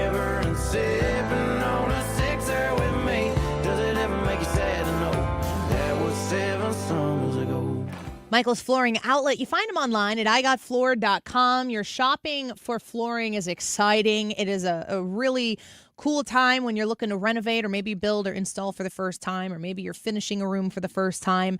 The flooring is really exciting to put in. And I got to tell you, like when you put new flooring in, whether it's beautiful Techwood Plus flooring, if it's hardwood, if it's the Smart Strand Mohawk Silk line, you know that smell when you put in fresh new carpet, and that feel when you rub your hands over it and it's thick and it's plush and it's full and it's just beautiful. That's what you're looking for, isn't it? Well, Michael's Flooring Outlet, with 30 plus years of experience of being a locally owned and operated business right here in St. Louis, understands that that is a moment in, your renovation process in your life. You don't do that too terribly often. You want to get it right the first time. And Michael's Flooring Outlet is dedicated to making sure that that happens for you. Visit them in St. Charles County, in West County, or in Darien Prairie, or go visit Michael's Flooring Outlet online right now at igotfloored.com. Hey, it's Mark Reardon from my friends at Zero Res. February, of course, is the month for love. And when's the last time you gave your carpet the love and attention it really deserves? Have you gotten down on your hands and knees and adored how clean and refreshed it was? Or are you scared about what you might see or smell? Probably the latter. Keep in mind, not only is your carpet one of the biggest investments in your home, it's the biggest air filter in your home. So if your carpet hasn't been professionally cleaned, you're breathing unhealthy levels of nasty dirt, dander, and bacteria. So during the month of February, Zero Res is going to take care of that. It's the Love Your Rug special.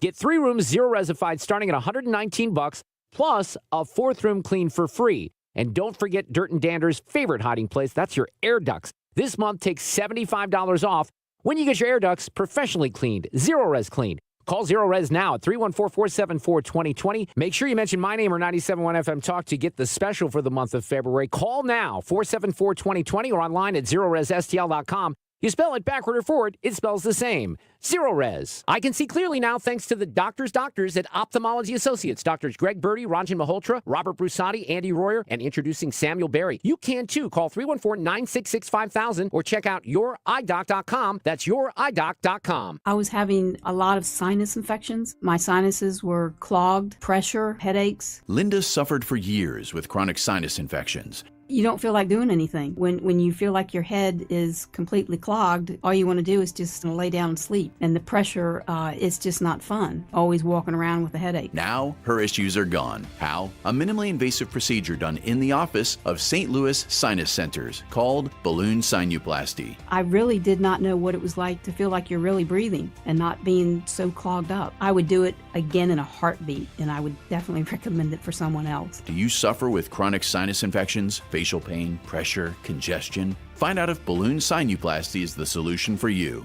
Set an appointment today with St. Louis Sinus Centers. Call 314-230-9333. 314-230-9333. That's 314-230-9333. Grade the Super Bowl A, B, C, D, F. I have not peeked at the results, but I have a sense that it's not going to be an A. Let us know what you think, though. Grade the Super Bowl. It's the YouTube live chat poll of the day. You find it by typing in Annie Fry on YouTube. And today's date, along with the live stream, will come up. That's where you can vote and be a part of the conversation. 146. This time check is sponsored by Jerry Kelly Heating and Air Conditioning. It's time for a $98 furnace tune-up. You've got thoughts. Did you know you also have a microphone? Listen to 97.1 on the Odyssey app and click the microphone to leave a voice message. Whatever's on your mind, let us know by clicking the microphone in the Odyssey app. You're listening to The Annie Fry Show. The Annie Fry Show is streaming online. Watch us live on YouTube and subscribe.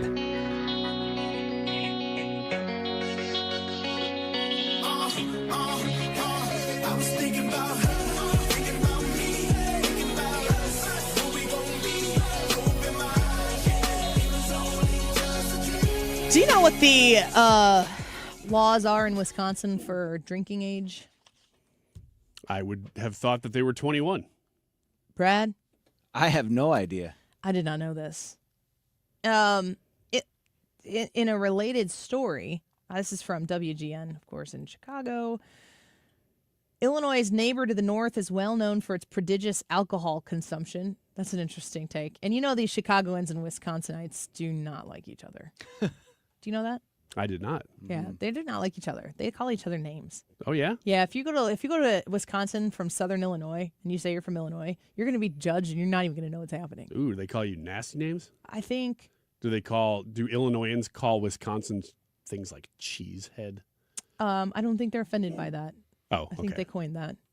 A bill now up for consideration in the Illinois General Assembly proposes to put Illinois on the same footing as Wisconsin in at least one drinking measure. This blew my mind when I read this. According to WGN, the bill introduced by State Representative John Cabello, who I know, and he's a good guy, would amend the Liquor Control Act of 1934 to allow 18 to 20-year-olds to drink alcohol at bars and restaurants in Illinois so long as a parent or guardian is present. Well. I'm not mad at that. I think now that you mention it, I've heard that before about Wisconsin. They call it, I got to read it right here. In Wisconsin, it's called, I'm going to say this wrong, Drink Wisconsin-bly. All right, Wisconsin, I see you. Okay. Well, I feel like, especially having a son who's 15, I feel like they should have drinks with me and my husband, maybe a few times before they, of course, wait till they're 21 and consume it in mass quantities without me knowing. So what the legislature is worried about in Illinois is that people are crossing state lines with their parents to have drinks and we're missing out on the action? No, I don't think that's it at all. I think they're just saying from 18 to 20 in Wisconsin, you can drink with your parents when you're at a restaurant, and they're trusting parents to make good decisions for their kids, and why can't we do that in Illinois?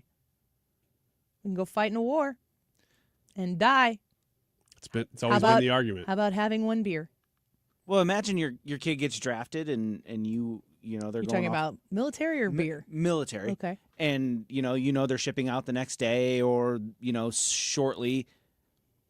Why shouldn't a parent be able to go out, have a drink with their 18-year-old military I just think that age? it's like a game. You want to go out and you want to have a beer. Like if they want to have a beer, I think that we in the United States, you probably know this more than I would because you travel more than I do, or your family does at least, but we do not address alcohol in the United States the way other countries do.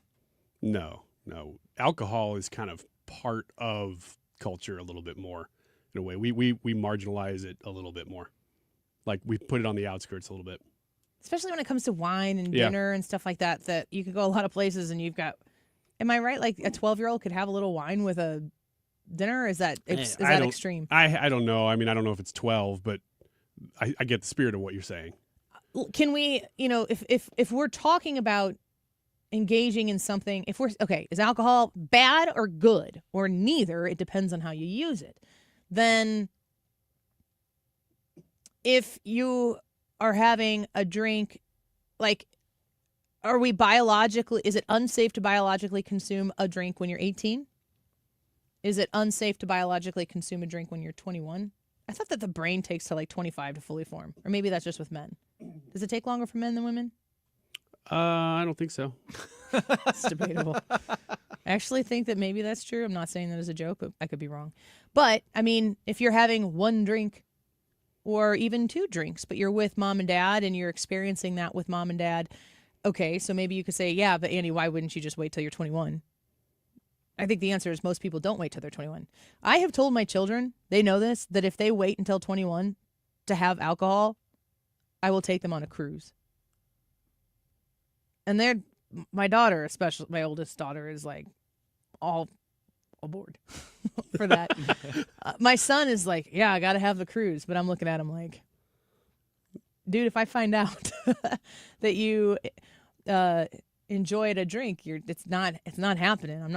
I might be a softie on some other things, but that's not it. And I understand realistically that it's not likely that they would wait until they're 21. I didn't really drink until I was 21.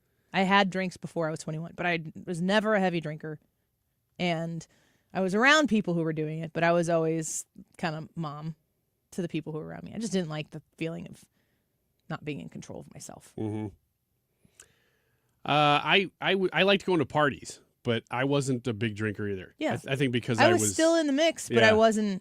getting smashed, and Yeah. people were definitely getting smashed around me, but it wasn't me. Yeah, they did. And I always felt less sharp when I was drinking. So I just didn't enjoy it as much. I liked being funny. I liked being the funny guy at the party. And when I drank, And if everyone I around lost- you's drunk, you're funny. well, sometimes, depending on the crowd. Here, drink this. But I've got jokes. If, you know what was one of the weirdest things is at parties when people would walk up to me, who some of them I did not know. And the person I would know would say, "This is Ryan. He's funny. Ryan, tell a joke." Do people do that to you? What are you going to do? How many You times don't in just your go, life has that "Oh, well." happened? I would say it happened multiple times in high school and college. Then why didn't you have a joke ready? Just have the same joke ready every time. I would not ever have one ready because if I had one ready, it would be stale. And it had to be fresh. It had to be very fresh. So it had to be certified Feels like in fresh. your weird sense of humor that saying the same joke every time would be spot on. So I would just usually just sort of do a little dance and be like, "Is this funny enough for you?" What if they were like, no? I would walk away in shame. That's part of the deal. What if they were like, yeah, that's funny enough for me? I'd be like, "Good. All right. Okay. We can be friends now. We go sit around you the fire." support this says the bill introduced by Representative Cabello would amend the Liquor Control Act of 1934 and allow 18 to 20-year-olds to drink alcohol at bars and restaurants in Illinois so long as a parent or guardian is present. I wonder if alcohol means liquor too, or if it just means beer. It doesn't say specifically here.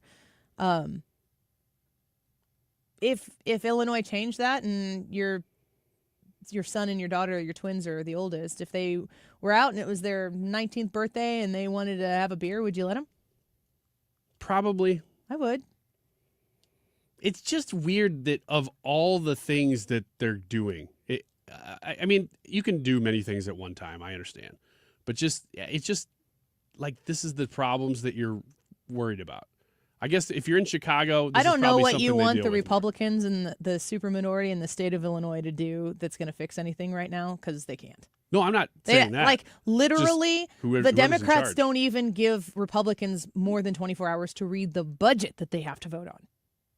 They don't even need to see it because they have so many Democrats in the General Assembly that they can tell the Katie Stewarts of the Democrat Party to vote against things if they want to because it's a purple district and Katie Stewart does what the Democratic Party and the Mike Madigan machine tells her to do. So they have Democrats to spare. So actually, I think this is kind of a good use of their time. It's not the worst thing that they could do. I don't know. It's just It's a weird take to me that you're like Republicans are wasting their time. no. doing I'm not this. saying Republicans are wasting their time. I'm Well, saying as a the Republican. people in charge have so many things that they could do for the state. Well, that the they chose Democrats are this. trying to make sure that they can institutionalize homeschooling. That's what the Democrats are doing. Yeah. I would like the Democrats to do less and the Republicans to do more, but we need to give the Republicans more Republicans in order for them to be able to do anything. You didn't ever answer the question. You support this or not? I did. I said yes. You said yes, you would let if it passed, but you think it's a good move. I'm indifferent. No. Yes, I'm not. I'm indifferent. No. All right, Brad. I'll tell you what, I am always in favor of giving parents more trust to control what their kids do, and I think that this does that. So Yeah.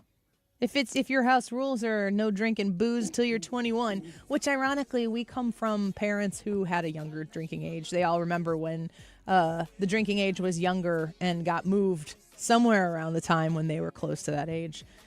You know, I don't know if 21 is a magic number or not. But very interesting that is taking place in the Illinois legislature. We'll talk more Super Bowl when we come back. Go vote in the YouTube live chat poll. Grade the Super Bowl. We'll be right back.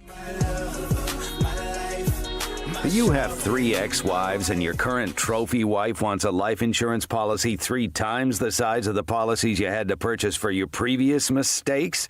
If so, you need to call Big Lou at Term Provider, 800-700-6898. Big Lou is intimately familiar with your problems, and if you're 50 or 60 years old and in reasonably good health, a $1 million policy should only cost about $100 to $200 per month. Big Lou may have a solution for your previous policies as well. You may even save enough money to lighten the load on your new $1 million policy. Remember, call Big Lou. He's like you, except he's only on number 2. Call Term Provider at 800-700-6898. That's 800-700-6898. For $1 million in term life insurance that you can live with. Call Big Lou at 800-700-6898. 800-700-6898. The Retirement Advisory Group, they're online at retirementkey.com. And when you are planning for retirement, which is basically like when you start working, maybe, you just save. You save and you sacrifice and you sacrifice and you save. But then you get to be about 59 and a half. We're older. Maybe you're in your 60s. Maybe you've even retired already. And you're like, good grief, did I do all the things that I need to do to make sure that I maximize all of that time and sacrifice that I have saved? Well, that's when you call Thomas Helbig. You call Bob and Tammy Kershaw at the Retirement Advisory Group at 314-993-9494. That's 314-993-9494. And you say, I would like to hear what you have to say. It's really that simple. It's a free appointment. You get to listen to what they can do for you. They're going to get to listen to where you are, what your plans are, if you're looking to retire yesterday or in the next couple of years. You get peace of mind when you work with a Retirement Advisory Group, and that's priceless. Get your free consultation at 314-993-9494, retirementkey.com. Attention St. Louis Medicaid members. If you need assistance with daily living, you can receive a free service from Freedom Care in your own home from a loved one who lives with you. With Freedom Care, you decide who provides your daily care, helping you with preparing meals, bathing, laundry, transportation, and more. A family member or friend that gets paid instantly. It's all through Medicaid, and as a St. Louis resident, it's 100% free to you. New to Medicaid, the Freedom Care family will guide you through enrollment, making it stress-free for patients and caregivers. With over 7,000 five-star Google reviews, we've perfected at-home care for Medicaid members and caregivers. If you live in the St. Louis area, this service is free to you through Medicaid, and with our InstaPay app, caregivers can choose to get paid instantly. So go to freedomcare.com or call 314-697-4912. 314-697-4912. That's 314-697-4912. Freedom Care, we're here for KFTK FM Florissant from the Kaufman Townsley St. Louis's Injury Lawyers Studio. Call 314-500-5000. That's 314-500-5000. All on the free Odyssey app. Do they really have a deal? Lisa Brady, Fox News. More than 60,000 federal workers have already said yes to a Trump buyout offer, agreeing to a deferred resignation. But a federal judge is hearing arguments in a lawsuit over the buyout. He has not weighed in yet on the merits of the case, but the group of federal employee unions representing about 800,000 workers will argue that the Office of Personnel Management lacks the authority to make the offer, and they question whether the government is able to pay the buyout. Fox's Alexandria Hoff. The White House has continued to urge federal workers to take the deal after the judge extended the original deadline until tonight when he scheduled today's hearing. A different federal judge accuses the administration of failing to comply with a court order on frozen funds. A federal judge in Rhode Island says there's evidence the Trump administration has continued to improperly freeze federal funds despite his order temporarily blocking a funding freeze. Judge John McConnell says while the administration argues it's trying to root out fraud, any pause in funding violates the plain text of his temporary restraining order. McConnell blocked plans for a sweeping federal funding freeze last month after nearly 24 states filed a lawsuit arguing President Trump was exceeding his constitutional authority. Fox's Jared Halpern at the White House. A judge in D.C. also issued a temporary restraining order after nonprofit groups sued. House Democrats have a new task force aimed at challenging the government efficiency efforts led by Elon Musk. And Senate Minority Leader Chuck Schumer is launching a whistleblower protection portal. That comes from a Dear Colleagues letter where Schumer says Senate Democrats are also preparing to hold independent spotlight hearings to, quote, expose the rampant wrongdoing of the Trump administration. Republicans have argued President Trump was given a mandate on Election Day to go after government waste. Fox's Ryan Schmelz in Washington. America is listening to Fox News. You said bye-bye to big government. Now it's time to trim the fat from big wireless. Pure Talk gives you the exact same service. They use the same cell towers, the same 5G network. You get better customer service, and you pay half the price for the exact same thing. Get unlimited talk, text, 15 gigs of data with mobile hotspot for just $35 a month. Make the switch. You simply dial pound 250, say the keyword, save now, save an additional 50% off your first month. Pure Talk, America's wireless company. Company. Want to play a game with me and Dad? Mommy's not feeling good. You need to vaporize that cold. Vaporize? Yeah, with DayQuil VapoCool. It's DayQuil plus a rush of Vicks vapors. Whoa.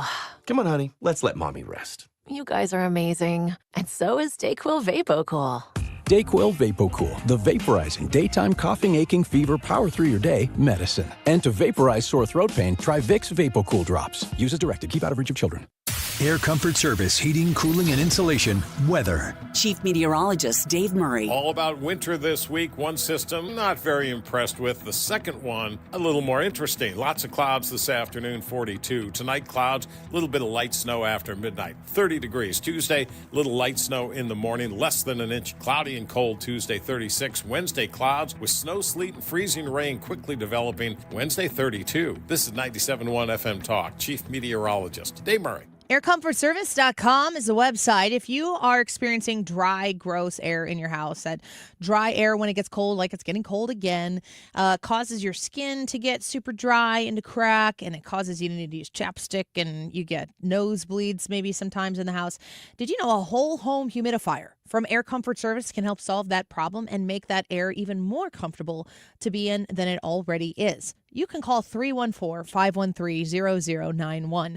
That's 314-513-0091 and talk to Air Comfort Service about how a whole home humidifier can help you make that moisture in the air a little more comfortable, a little more livable, and get rid of that staticky shock, the wood furniture and floor cracking all of the time. You just get rid of that and you make it a much more comfortable space to reside in.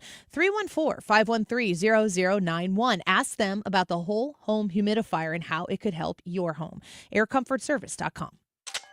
February 14th, 15th, and 16th. It's the semi-annual Missouri Arms Collectors Gun Show at the Arnold Eagles Hall in Arnold, Missouri. Browse tables of firearms, ammo, knives, books, and military items. Buy, sell, or trade. Admission's only $10. Kids under 12 free with a paid adult, and parking is free. Don't miss the semi-annual Missouri Arms Collectors Gun Show at the Arnold Eagles Hall on 1725 Jeffco Boulevard. For complete info, visit MissouriArms.com. The Missouri Arms Collectors Association is a not-for-profit NRA-affiliated club. You're leaving for work, but the garage door won't open. Is it the opener? Is the spring broken? Now you're late and your car is trapped. Well, don't panic. Overhead Door Company of St. Louis is here with same-day emergency service. They won't leave you stuck. The original Red Ribbon Garage Door Company, trusted in St. Louis since 1926. Call 314-781-5200 or schedule online at overheaddoorsstlouis.com. Guys, it's time to take charge of your health with my friends at Victory Men's Health. Mark Cox here. I already love what they do at Victory. They do hormone optimization, sexual health, weight loss, even vitamin deficiencies. Now they're offering specialty cardiovascular testing and even early detection cancer screening. Visit them at one of their 4 great locations, now in Sunset Hills, Town and Country, O'Fallon, Missouri, and O'Fallon, Illinois. Tell them Mark Cox sent you. Go to VictoryMen'sHealth.com. Choose from select Superstar Premium, Extreme, or Platinum batteries at O'Reilly Auto Parts and get up to a $15 gift card after rebate. For power, performance, and reliability, choose Superstar batteries only at O'Reilly Auto Parts. Submit your favorite fish fry at 971talk.com/events. We're taking the show on the road every Friday during Lent, and we're looking for suggestions. It's Fish Fry Fridays on The Mark Reardon Show on 97.1 FM Talk. That is exactly what I needed to hear. Thank God someone here knows what they're talking about. That's us. That's right. Gotta love this American ride. All right, you need to take the time and get the full picture. Come on, turn the radio on. It's Saturday and I won't be long. Don't get me wrong. I love the ladies. I mean, they rev my engine, but they don't belong in the newsroom. It is Anchor Man, not Anchor Lady. What do you want from me? I'm not America's sweetheart. Goodness sake, kid. Keep your voice down. Your father's listening to the radio. I'm not America's sweetheart. This is the Annie Fry Show. Welcome back to the Annie Fry Show, the YouTube live chat poll for today, which you can find on our YouTube channel, youtube.com/@AnnieFry, F-R-E-Y. We're broadcasting live there, and in the live chat portion of today's live broadcast is our daily live chat poll. And today's is grade the Super Bowl. We get 4 options. That's all YouTube gives us. So we do A, a B/C, which is basically saying it's a passing grade, a D, or an F. You can go grade the whole schmo by visiting us on the Annie Fry YouTube channel. You can also comment along here as we are going to. I've got a list of different things I might add to this as we have this discussion. And I've got Ryan and Ethan and Brad and myself here. We're going to grade these things individually to see what kind of average score we come out with ultimately here. So the first one is the game, the football game. Grade the football game, Ryan. F. I thought the game was so terrible. So 1. Yes. Yes, okay. 1. Okay, yeah, you can give me letter grades. I'll just have to translate. Okay, I'll do 1. It was an F. Yes. Ethan? I would give it a 3. Okay. And the reason that I give it a 3 is because nobody in the world could have expected this. The first half, at minimum, was utter shock of what was happening to Patrick Mahomes' Chiefs. If the game would have played out exactly the same way, but just the teams would have been swapped, it would have been worse. It would have been a worse score. That's what people would have expected. Yeah, yes, more so. People thought that the Chiefs were going to go do their Chiefs things and all the stars would align. I just expected it to be a close game. The Chiefs play close games. They don't. I know you're big on they don't dominate teams. The NFL rigging things. No, actually not at all. Actually not at all. Ethan's like in physical fist fights with all of our coworkers over whether or not the NFL is rigging. Not at all. So you say it was a 3. I would say it was a 3. C. Okay, Brad? I'm going to give it a 2 or a D. I was not inspired by it, but there were some really cool plays in it, and a couple interceptions, the long bomb pass that you mentioned earlier that Mahomes threw. Those were exciting, but for all in all, I just found the game to be boring. 1 F, Annie. That's what I'm saying. I'm with you, Ryan, on that one. Thank you. The game, like, is for the football theatrics that I wanted to see, because I don't watch the NFL. I haven't watched another NFL game all season. No intention to. What I wanted to see didn't really happen. And the interceptions, if the interceptions happen so much, it's like not cool. It's just like the other team sucks. It's not like, It's not your best versus their best and, oh, you took that away. It was like, get your act together, Kansas City. Yeah. All right, next one. Donald Trump. At the Super Bowl, I'm going to give him... we're going to step out of the Super Bowl here real quick and talk about the inauguration. I'm going to give him a 4, so a B. Okay. How come? I thought he did a fine job. I don't think there was anything he did wrong, but he didn't do anything that made me think, oh, my gosh, that was amazing. So, okay. Ethan? That's why I would give it a 5, because that game that's not about him. He did what he's supposed to do. You know, he went and he shook his hands, but it didn't steal the show, and it shouldn't steal the show. So I was fine with it. It wasn't anything crazy special, but it doesn't need to be. Brad? Yeah, I'm going to give him a 5 as well. 1, he was there. He's the first president in I don't know how long or ever to show up at the Super Bowl, so I thought that was great. Some people say it's selfish because it costs taxpayers a lot of money. It creates a lot of hectics to have him be there, and that it's a selfish move. Okay. I would disagree with those people. Okay. For the record, I am not those people.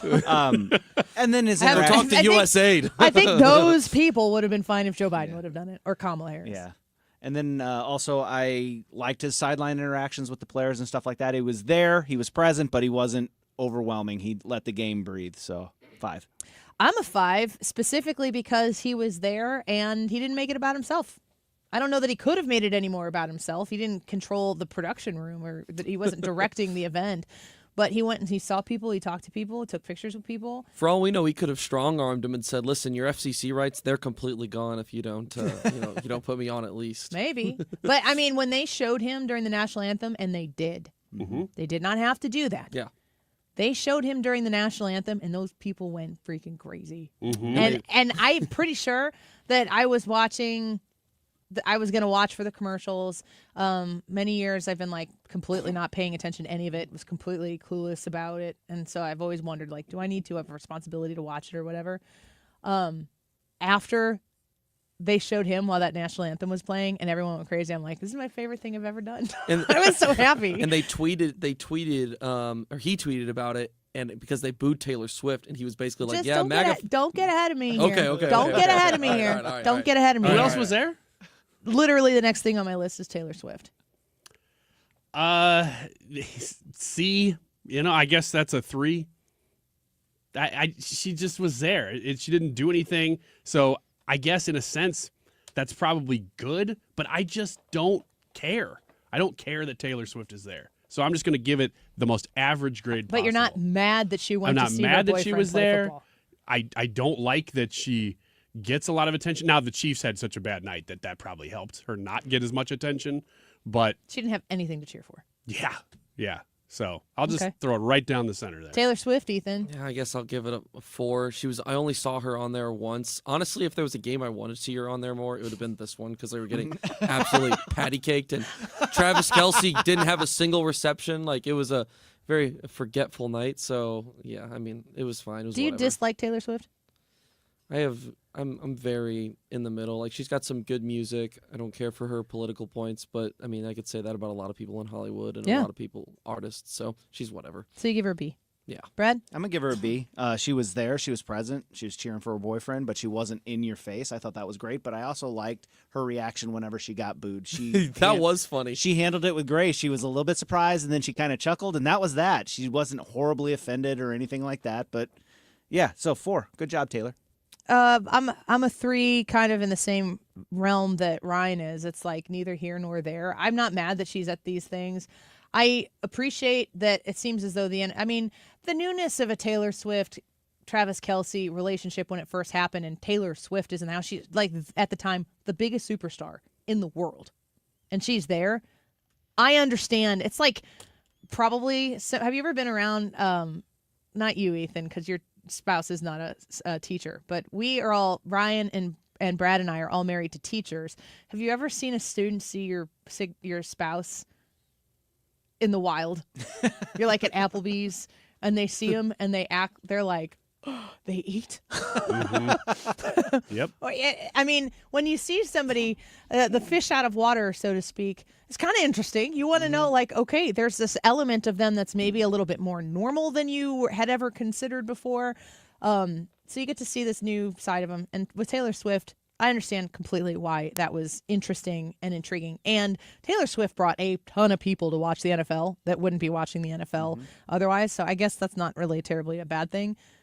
But I'm not watching anything anymore because she's there. So It just happens. It just frustrates the Chiefs. I like why seeing can't it be someone another team? I like seeing Paul Rudd there. I like seeing Adam Sandler there. I like seeing Paul McCartney. Paul McCartney. I like seeing all those celebrities there. So I like to see Taylor Swift there. Pete Davidson sitting next to Kevin Costner's ear like crazy. I like seeing all those celebrities out there in the wild, and Taylor Swift is not excluded from that category. But I don't need to see her all the time, and we didn't. You know what's funny? Those might be the 2 most well-known people in the world. Pete Davidson and Pete Davidson and Kevin Costner. Adam Sandler. They were showing him on the air, and my husband's like, "Who is that?" Yeah, I'm like, no, don't worry Donald about it. Trump and Taylor Swift. Yeah, they might be the most recognizable people on the planet. Yeah, in the same room. Large room. And the booing thing with her. To what you were saying, Ethan, I don't know where you were going with this, but I am going to say that the Taylor Swift boos have nothing to do with Donald Trump. She is directly connected to Travis Kelce, who is playing for the Kansas City Chiefs, and all of the Kansas City fans already spent their Super Bowl money probably twice. That place was jam-packed with Philadelphia Eagles fans, and when you see Taylor Swift, she's a Chiefs fan. That's why they booed her. Maybe 5% of the people booing had Donald Trump on the mind at all, but I think 5% is a high estimate. I just thought it was funny how Trump said Yes. MAGA people are unforgiving or something like that. And I thought that was funny. maybe yes, but that's not what that was. No, not at all. People who are celebrating today that Taylor Swift got booed and think it has to do with Donald Trump. Because listen, Donald Trump knows too. he knows what he's doing. This isn't new information. Like if today you're got a little extra pep in your step because Taylor Swift got booed because Donald Trump won the presidency, I don't think you get it. You know who else doesn't get it? He gets us. Next up, Patrick Mahomes. I actually give him a 3. I just thought his offensive line was awful. So half of the things that he was doing were just because he didn't have time. Was it an O-line problem? That was definitely a huge part of it. I'm giving him a 1.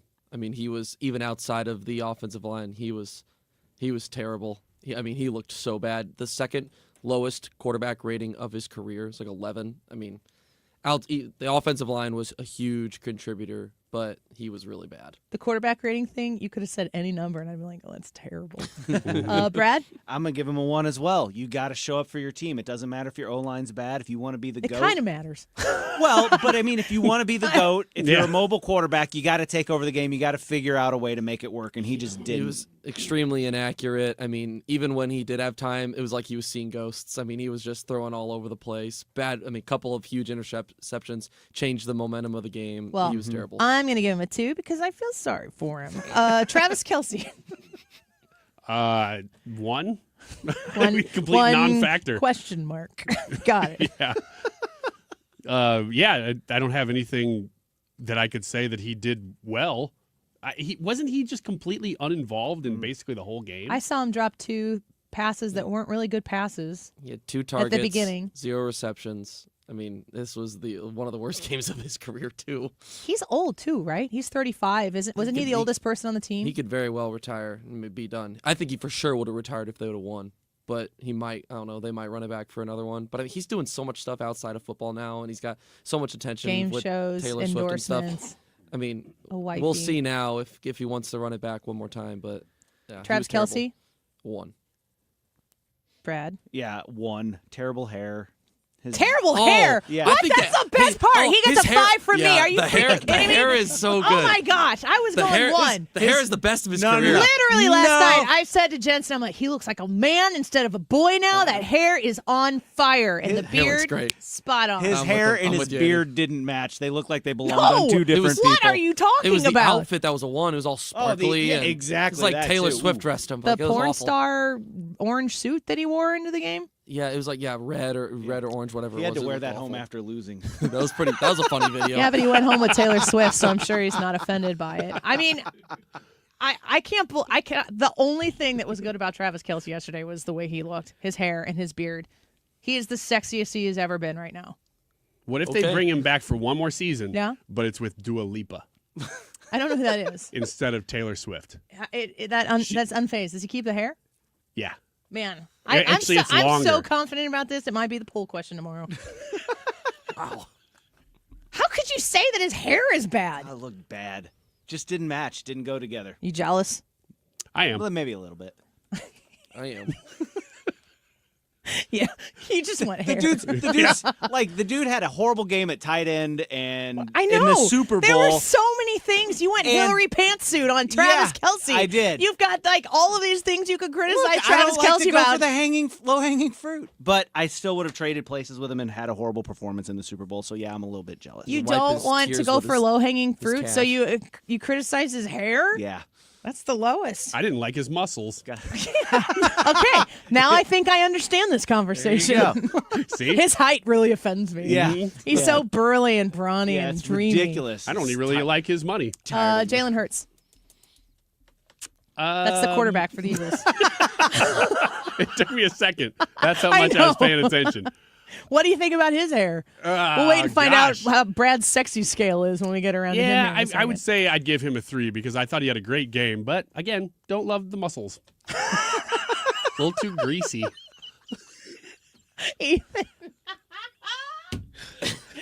Ethan's like, oh man. If I could give above a 5, I would. Okay. This is. I'll let you give him a 6. 6. This is. I mean, this is not only was he. No one expected. How does he threaten your manhood? I feel insecure now because of it. I mean, Would you say he was packing heat? I don't want to answer that. It's a loaded question. To sum it up quickly, everyone expected the Eagles, if they were going to win this game, for it to be through their running game and through Saquon Barkley. They beat the Chiefs through a dominant passing game. Saquon was really a non-factor in this game. And not to mention, you go back on the long story of just how he's gotten to this point. Once upon a time, played in a national championship for Alabama, got benched at halftime. They won that national championship. He stays that year the next year with Alabama, transfers to Oklahoma, has another good year, but no one expected him to have any success in the NFL. For him to prove literally everybody wrong, win a Super Bowl, I mean, it is, like I said, above a 5. Do you think he gets tired of people being like, what's it like to feel so overlooked? Like every question that he got asked, he went to the Super Bowl, and we'll get to Terry Bradshaw later. Oh, good. But I mean, everything that he is asked about is about people counting him out. Do you think that gets old? That's a good question. I honestly don't know if I can give a good answer. I think that I can understand why it would, but I can also understand an alley where it's fuel to the fire, too. Brad, Jalen Hurts, quarterback for the Eagles? Give him a 5. The man played like a champion. Great job. Great game. Ryan, you gave him great a 3. abs. That didn't see those. I gave him a 5 because he did really well. We've got more on our list, and we will get to more of these when we come back. We're grading individual parts of the Super Bowl, and we watched it, and we've got thoughts on it. Some of us have more thoughts on it than I thought we would get to. So we're digging deep here today on a Monday on the Annie Fry Show. Let us know what you think. Join the conversation on the Annie Fry YouTube channel. Go vote in the poll. You can grade the whole Super Bowl. We'd love to hear what you have to think. Don't go away. This is the Annie Fry Show. The Annie Fry Show is streaming online. Watch us live on YouTube and subscribe. Stuart's American Mortgage. If you missed it, we had Stewie in studio with us at 12:25. We were talking about the market, about regulations and everything happening right now in the Trump administration. Stuart Rosenblum is a wealth of knowledge. He understands exactly what's going on right now and how to position you and your mortgage situation fiscally the best for you. And when you reach out to talk to him at 314-324-4440 and discuss with him your mortgage situation, whether you're going to need to get a new mortgage because you're purchasing a home, or maybe you're looking to refi, he's got something always in the works to make sure that you can have the best possible outcome for you. A fast close. He has no closing costs when you use the bagel loan, and he gets pre-approvals done for you really super fast and then puts them in your hands so you don't have to wait on a third party to get those documents ready. If you're interested in talking to Stewie, please consider reaching out to him directly at 314-324-4440 or Google the bagel loan. NMLS number 226715. Hey, Jimmy Fallon here with a quick listening tip for you. If you miss Fox Across America or any of your other Fox News favorites, do not worry. I got you covered. You can stream previously aired shows with Rewind, available exclusively on the free Odyssey app. So if you're busy work days, it doesn't mean you have to miss out on the news. Listen to your Fox shows on your time with Odyssey. To get started, just download the free Odyssey app and search for Fox News Radio. That's Odyssey, A-U-D-A-C-Y.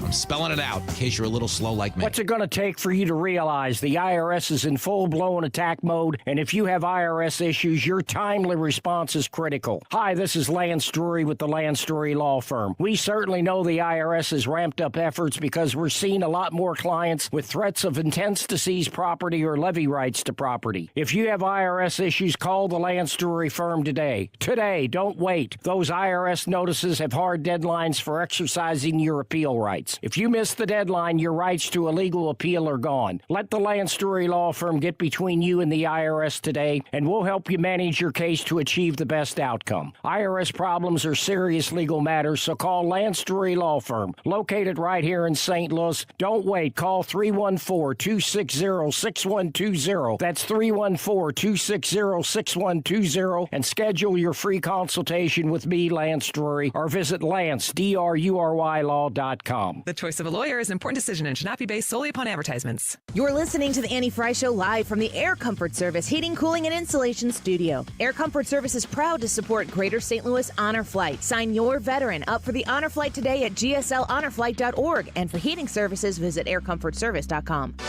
97.1 and thousands of music options, plus millions of podcasts are all on the free Odyssey app. Download the app or tell your smart speaker to play 97.1 and it comes up automatically. 97.1 FM Talk.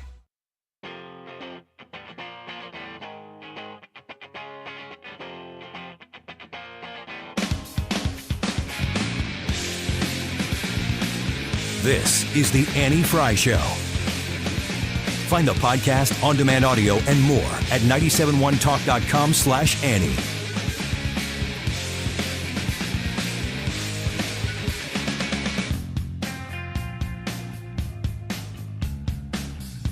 Welcome back to the Annie Fry Show. We're grading our thoughts on... David Potter just wrote, poor Annie and her butchered hair. Thanks, David. I appreciate that. Good grief. I got my hair fixed. Man, I was going to say, I thought you got it fixed. Yeah. I thought it looked good. I thought I did as well, but not according to David. It is shorter. It is shorter. Yep, I got it fixed this weekend. At least I thought I did. I can go shorter if you want. Yeah, I might need to have. We'll just ask David what he thinks. Yeah. We'll just keep going until he's happy. Okay. Actually, maybe I'm gonna we give should you a- ask Brad about my hair. He's the hair That's expert. true. That's I true. said I thought it looked good. Brad, what do you Wouldn't think look good about on Travis Kelce? What do you but- think about a flat top for Annie? No. No. Okay. Vanilla Ice. That's all I'm saying. Better than butchered. Yeah, it's still on table. Still on table. Okay. We're grading things from the Super Bowl. The next one is halftime show, or halftime is all. I'm really torn on this because I actually liked parts of the halftime show, and I really didn't like parts of the halftime show. What did you like? I liked the production itself a lot. I thought it was really cool, and some of the placements, this is all nerd stuff, but the placements of the cameras and the way they did some of those roundabout shots, I thought some of that was really cool. Even though he's not a dancer, they surrounded him with people who could dance and kind of made it a nice production. What's your grade? 3. Okay. Ethan? I'm going to give it a 2. And I said this earlier. I tweeted this. I said this is going to go down as the what could have been halftime show because it could have been so much better. He's widely known as one of the best writers out there of all time when it comes to rap. Are you a Kendrick Lamar fan? I enjoy a decent chunk of his music. Let me ask you this question. What is a Kendrick Lamar? What do you mean? And what is a chunk of music? So if I said Chris Cagle, does that mean anything to you? No. Okay. Chris Kringle. Shush. So I don't know Kendrick Lamar. I know his name, so he's mainstream enough that I know that I don't listen to that music. It's just not my favorite kind of music. Sure. So, like I was saying regarding this halftime show, this is not for me. And if I'm a huge country music fan, so if there was a country music show and people who whine and moan about not liking country music are like, that show sucked. Well, of course you think it sucked. You don't like country music. And I'm not going to listen to your intricate reasons why you hated it when you came in the door hating country music. So I am thoughtful in my assessment of the situation, knowing I didn't know any of the songs, nothing. I couldn't understand. I tweeted out the words I could understand as they were happening. Is his music profane? Is it because like rap music to me when I in my high school days was very thug life, was violent. It moved into this like very sexual thing more recently, like especially it seems like a lot of the female rappers are saying about very overtly graphic things that I don't want to be listening to or whatever, but very sexual in nature. There's like drug use that kind of gets mixed in between there. There's not a lot of what I have heard of is like life experience stories that I relate to. What is Kendrick Lamar sing about or rap about? It kind of varies. I mean, he has definitely hit on some of those different topics. But I mean, this is a guy also that's won a Pulitzer Prize for his songwriting for an album before. So if you, what does that mean? Like, what is he? Is he changing the world with his lyrics? No, like, I think it's more so just the ability to do it in a way that's, I guess I would say, is really well done. Now that could be depending on the person also, but overall, when it comes to the halftime show, I think that you have to be able to, you can not like the music and say that a show is entertaining. And I think that the part that sucked the most about this halftime show was that Kendrick Lamar, I think he did 13 songs, and I knew he 5. Did 13 songs? Yeah. I couldn't have told. He could have done one song, and I wouldn't have known He that. did, and I knew 5. I think I knew 5 of them. And I was like, I mean, I made. And you're the target.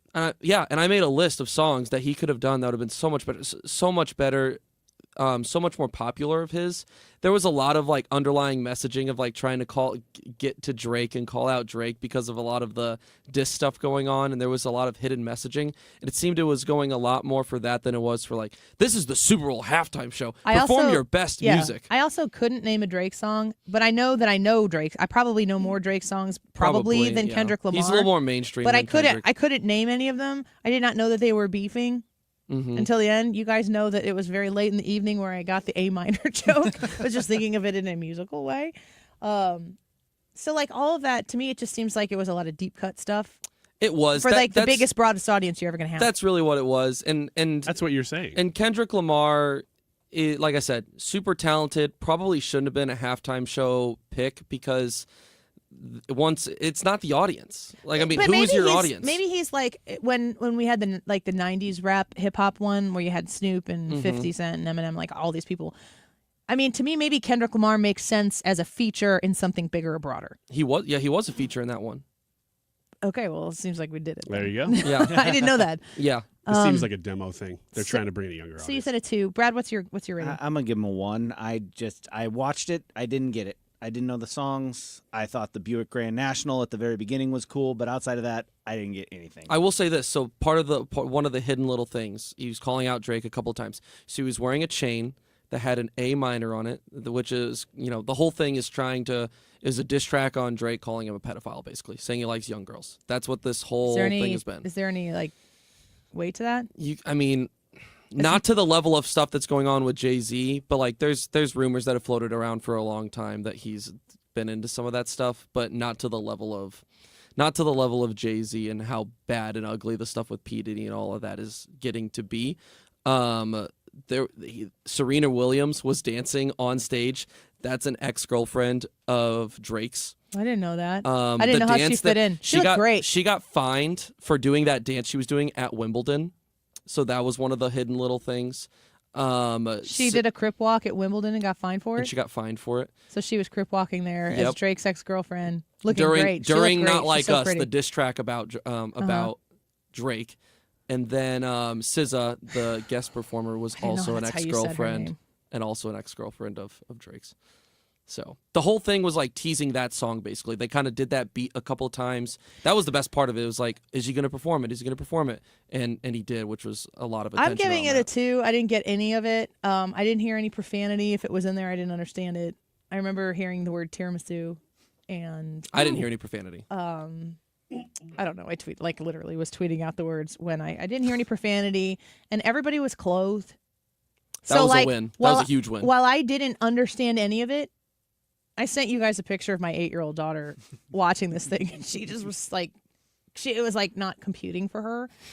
But when it doesn't compute for her and she sees half-naked women gyrating all over the place or men treating these women a certain way, that bothers me. That didn't happen. I didn't get it, but that's why I plus it up to a 2, because it wasn't visually offensive. I didn't have to tell my kids to get out of the room. I respect that it wasn't for me, so okay, you made a choice. I'm not the intended audience, so I don't understand the intention.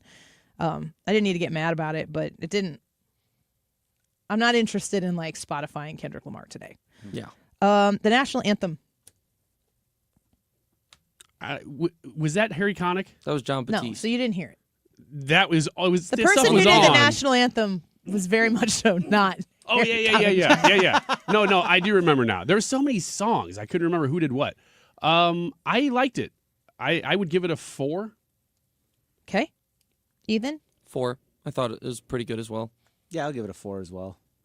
I give it a 5. I thought it was great. I like the New Orleans version. I like how they put the little jazz into it. I heard a lot of people complaining about it today, and I just don't. I just feel like.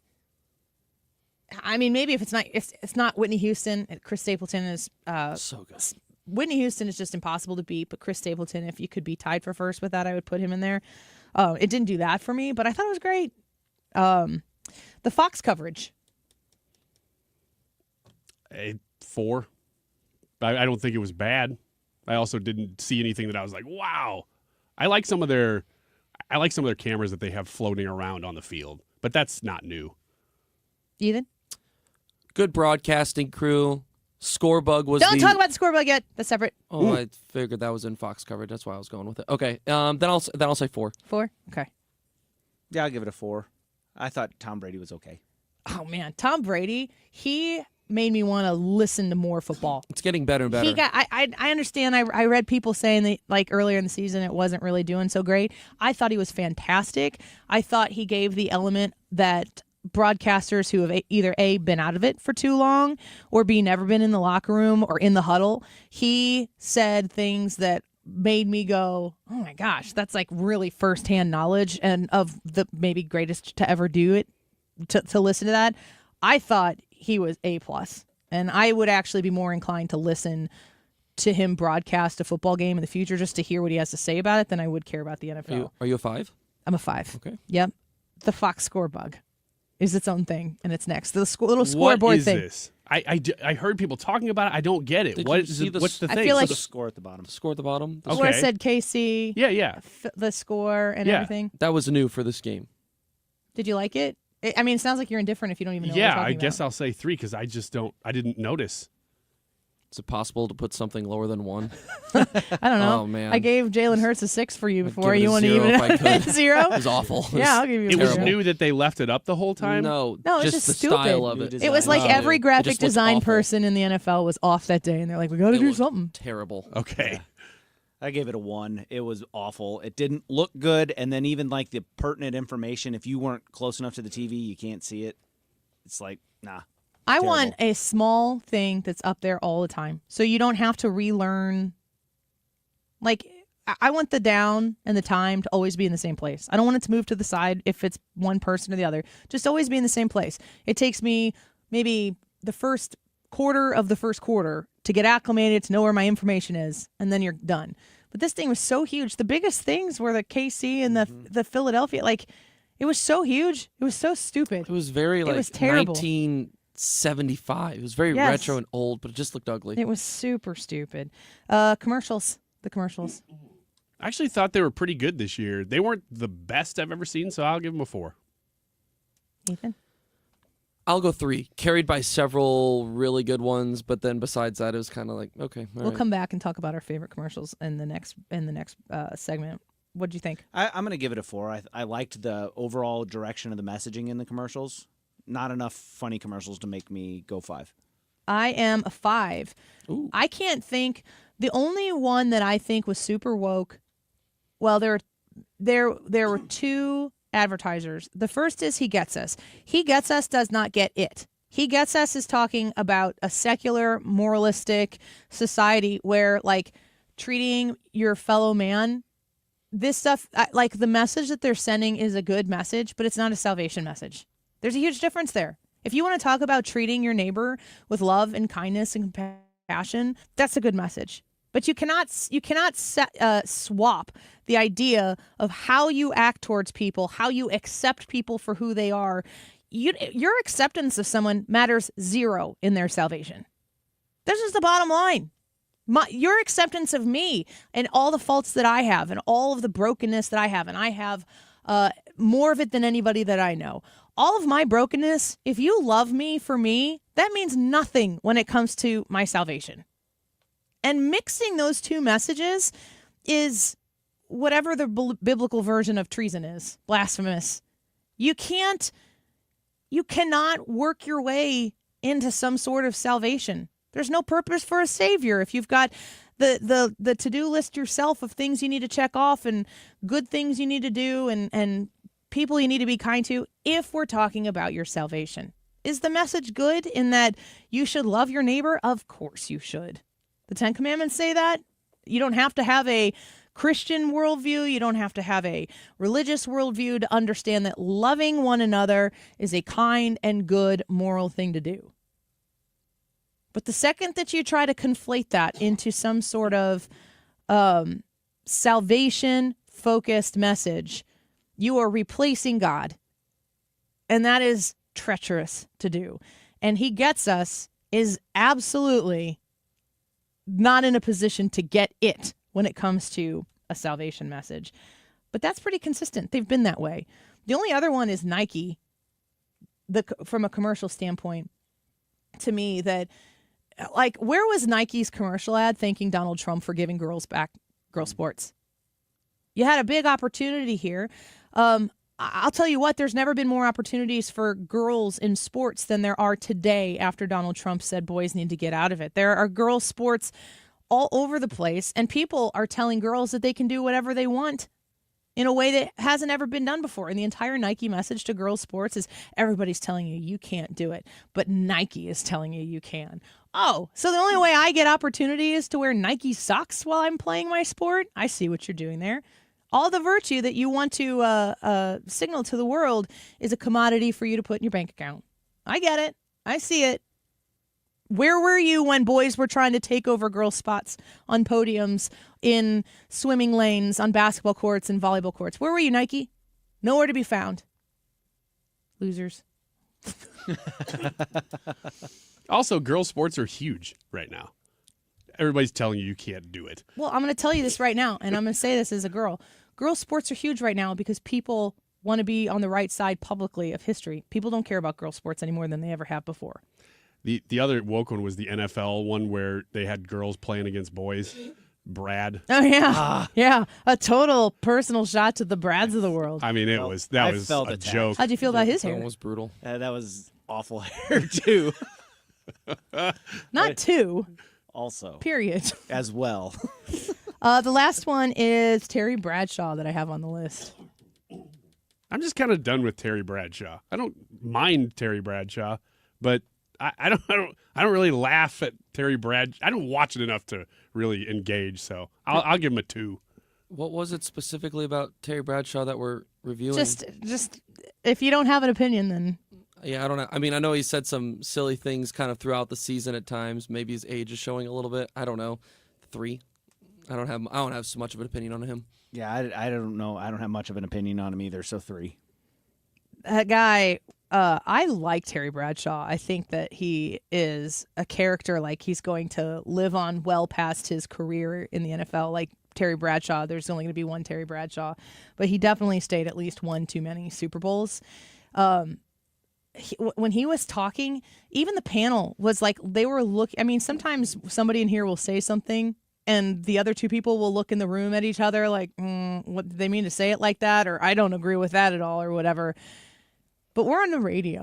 Like, if we do that, we're going to maybe set up like who's going to talk next. They were looking side-eyeing each other when he was saying things.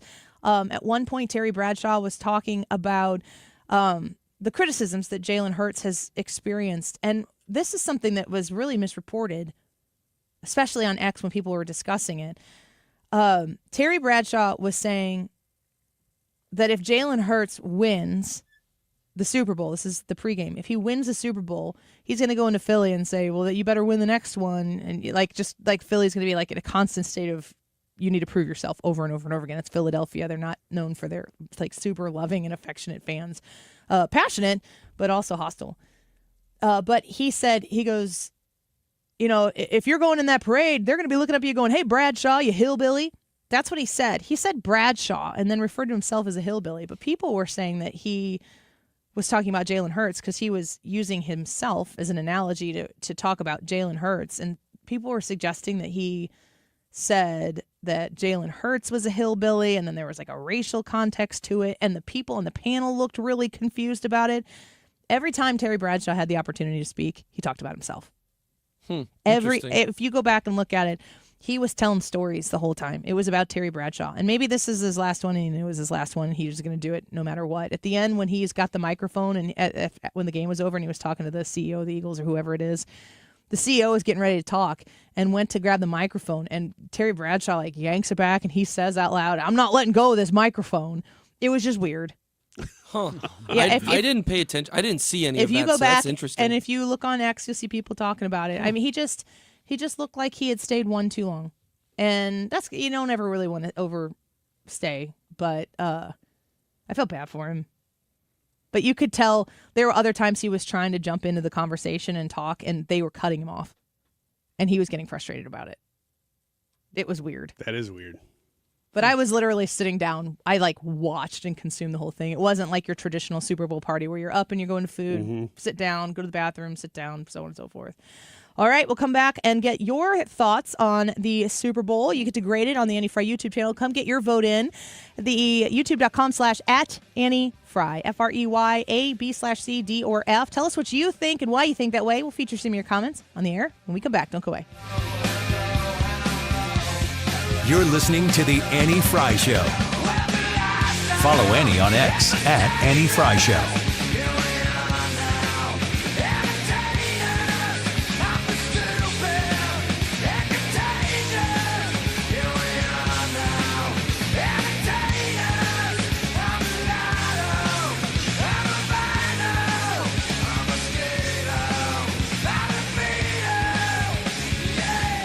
RulerFoods.com. If you shop Ruler Foods, if you go into the store, if you haven't done that yet, you're going to see savings every single day that you go in there. But you're also going to be able to enjoy extra savings.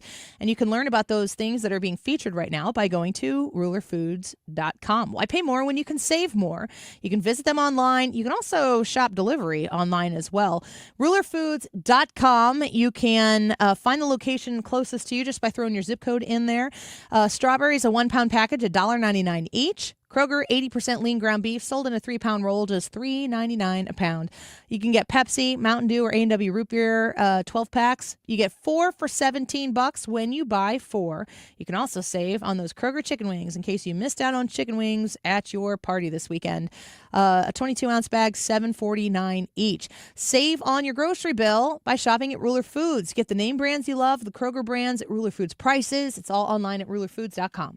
As we all continue to hear scary ads about the IRS, Tax Relief Advocates is leading the way, showing U.S. taxpayers why they don't need to be afraid of the IRS. Whether you owe the IRS $5,000, $50,000, or $500,000, TRA has a solution. With major tax relief initiatives currently in effect, we could reduce or even eliminate what you owe to the IRS, business or personal. Our experts know how to resolve tax problems and end all collections. TRA is America's highly rated tax resolution firm with an A+ rating from the Better Business Bureau and thousands of 5-star Google reviews. Don't wait. You may qualify for a significant tax debt reduction that can give you a fresh start. But you must call for a free consultation and to check what tax relief you qualify for. Visit TRA.com or call our relief hotline at 800-336-2815. 800-336-2815. Again, that's 800-336-2815. Tax Relief Advocates. Real solutions for real people. Need a lawyer? Onder wins. Call Onder Law at 314-9-million. That's 314-9 all zeros. Or go to onderwins.com. The choice of a lawyer is an important decision and should not be based solely on advertisements. We're discussing it. We're asking you for your opinion on the Super Bowl. Grade it. Grade the Super Bowl A, B, C, D, or F. Those are your options. It's the YouTube live chat poll of the day. And, of course, you can leave a comment as well. 2:49. This time check is sponsored by Jerry Kelly Heating and Air Conditioning. It's time for a $98 furnace tune-up. Good afternoon on this Monday. It's Mark Reardon getting set to go here after Fox News at 3. I mean, I personally loved the halftime show last night, but no, I didn't. Not a chance in hell. We'll talk about it all coming up here at 3 o'clock.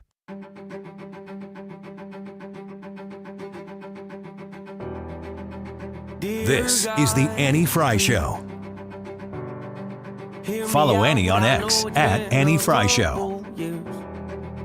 Since I've reached out and said hello, I bet you're wondering why I keep obsessing on and stressing all the little things when I should be living life and soaking up the memories. I know I've been selfish, I have no excuse to give you it's true. Hanging by a thread's how I live. I don't know why, but I feel more comfortable living in my. Welcome back to the Annie Fry Show. We're grading the Super Bowl from yesterday, A, B/C, D, or F. Wondering what you all think about it. Let's see here. JB said overhyped. Let's see. By the way, is rap for people who can't sing? If you don't like rap, I don't think that automatically means rap is bad. everybody has. I'm here to tell you that like classic rock does not really anything for me, and that would probably be almost sacrilegious for the majority of people listening to our station. It's just not my favorite thing. To me, it all sounds the same. I know a lot of people who think country all sounds the same. Certainly doesn't sound that way to me. It does to you? Yeah, I'm not a country fan. Yeah. Do you think it all sounds the same? To an extent, yeah. It's just. I mean, you could pick out things, but it's just all in a category to me that I just kind of So if you're somebody who's like, if you don't like rap, I don't think that makes. It makes rap bad to you, but it doesn't make it invaluable or unvaluable to other people. Yeah, that's a perfectly reasonable position. It's an opinion. Russell said B/C game was good. Like the outcome, halftime and commercials would given a big fat D. But he spelled fat with a PH, so I don't know what that means. That means it's good. Patricia says the halftime show was an F. The game was an A. I feel like everything around it was an A, but the halftime show and the game were not. Yeah, me too. Andy said, D, I was a good party. Only reason I didn't vote F. Well, that's good. Be around good people and good friends. Are people saying A for the game just because the Chiefs lost? Is that why? There are a lot of people feeling that way. Because the game, I mean, I'm just like, what world was this game an A? It was a beatdown by halftime. Info says, I graded the Super Bowl as an F because I didn't freaking watch it. And that's exactly what you wrote. Alrighty, then. You're going to lose every game you don't attend. Rick said Super Bowl as a solid C in my book, even though the game was over by halftime. Ethan, just as you said. Yup. Best commercial? Anything that obviously sticks out to any of you? What do you got, Ryan? I really liked the Doritos Aliens commercial. That was a good one. Are you serious? I loved it. It was there's nothing to it. It's just sight gags. Old school Doritos. Yeah, it's just an old Doritos ad. I just felt like I was laughing just like a dummy when he started like smacking him on the floor. I was like, look at him. It was great. It was to pull that off too. It was weird looking. I really liked the Skechers Martha Stewart ad. That was funny. That was early on too. Yeah. I'll tell you what, though, the seal one. Yep. What the heck? That one's mine. That one is the one where somebody walked into a boardroom and like, listen, I got this great idea. What if seal is a seal? You really liked it? No. I thought it was terrible. Yeah, same. I need to know if seal needs money. I do too. Are we in GoFundMe territory? It does seem that way. Yeah, I watched, like, this is radio. I don't know if you can describe this, but I watched the whole thing like this. Uh-huh. Yeah, it was they didn't like make him look cool either. No, well, he's seal. He's a head on a seal. The good looking part about So seal bad. is the body. I wouldn't More know. than his, yeah. Ethan? In my opinion, Commercial it's not even assessment? close. The best commercial was the Matthew McConaughey Uber Eats commercial. That I was thought it was so freaking funny. Everything has been a build-up to this commercial of that football, the NFL, is secretly trying to just have food on your mind, and they're advertising it as food ball.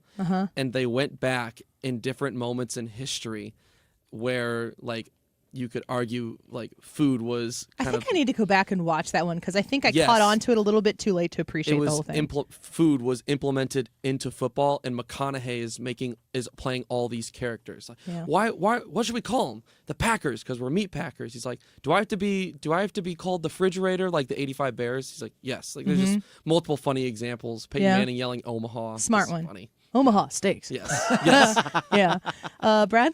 Yeah, mine was. I know you guys didn't like it, but I liked the seal commercial. It just made me giggle. I look at it and I go. I actually had a nightmare last that night. guy, That seal was in it. That guy is a good sport. If nothing else, he's a good sport. I thought it was funny. It's probably the first time he do you ever know what- realized there was a connection. Do you know what? If you're the person who's being a quote good sport, that's never a good thing for you. If someone's like they were a good sport, that means you endured something. That's what people tell me every day on the show. You? At least you're a good sport, right? You? Yeah. I'm like, You? Uh-oh.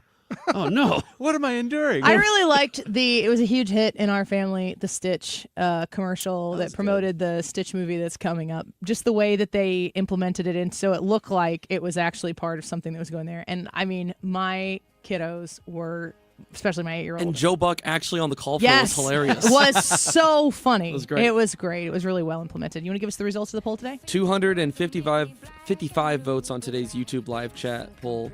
Grade the Super Bowl. This one's actually pretty even, maybe the most even I've ever seen.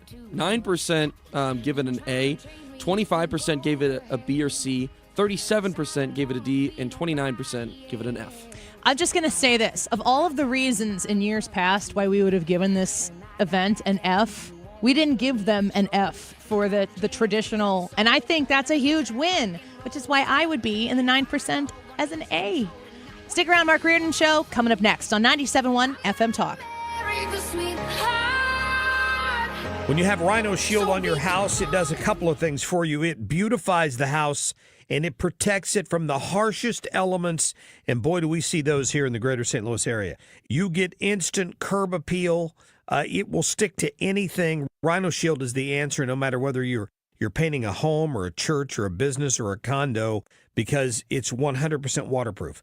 It takes care of the outdoor maintenance on whatever is on the outside of your home. The brick, the block, aluminum, steel, stucco. They can put this on with the 2 to 3 coat process. They're there about a week, and they do a great job. A lot of businesses have done it in the area. Several Firestones have done that. Vantage Credit Union over the years. Harlan Packaging down in DeSoto.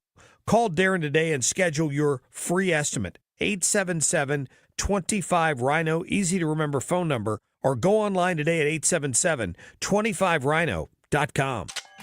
February 14th, 15th, and 16th. It's the semi-annual Missouri Arms Collectors Gun Show at the Arnold Eagles Hall in Arnold, Missouri. Browse tables of firearms, ammo, knives, books, and military items. Buy, sell, or trade. Admission's only $10. Kids under 12 free with a paid adult, and parking is free. Don't miss the semi-annual Missouri Arms Collectors Gun Show at the Arnold Eagles Hall on 1725 Jeffco Boulevard. For complete info, visit MissouriArms.com. The Missouri Arms Collectors Association is a not-for-profit NRA-affiliated club. Gain peace of mind that your flooring and carpet installation will be done right the first time when you hire the experts at Michael's Flooring Outlet. They give all their clients attentive personal service, even bring toys for the kids of the household. It's a family-owned and operated business for 25-plus years. They make sure you make the right choice for your home. So if you have carpets or hard floors, you're going to be happy for years to come. 3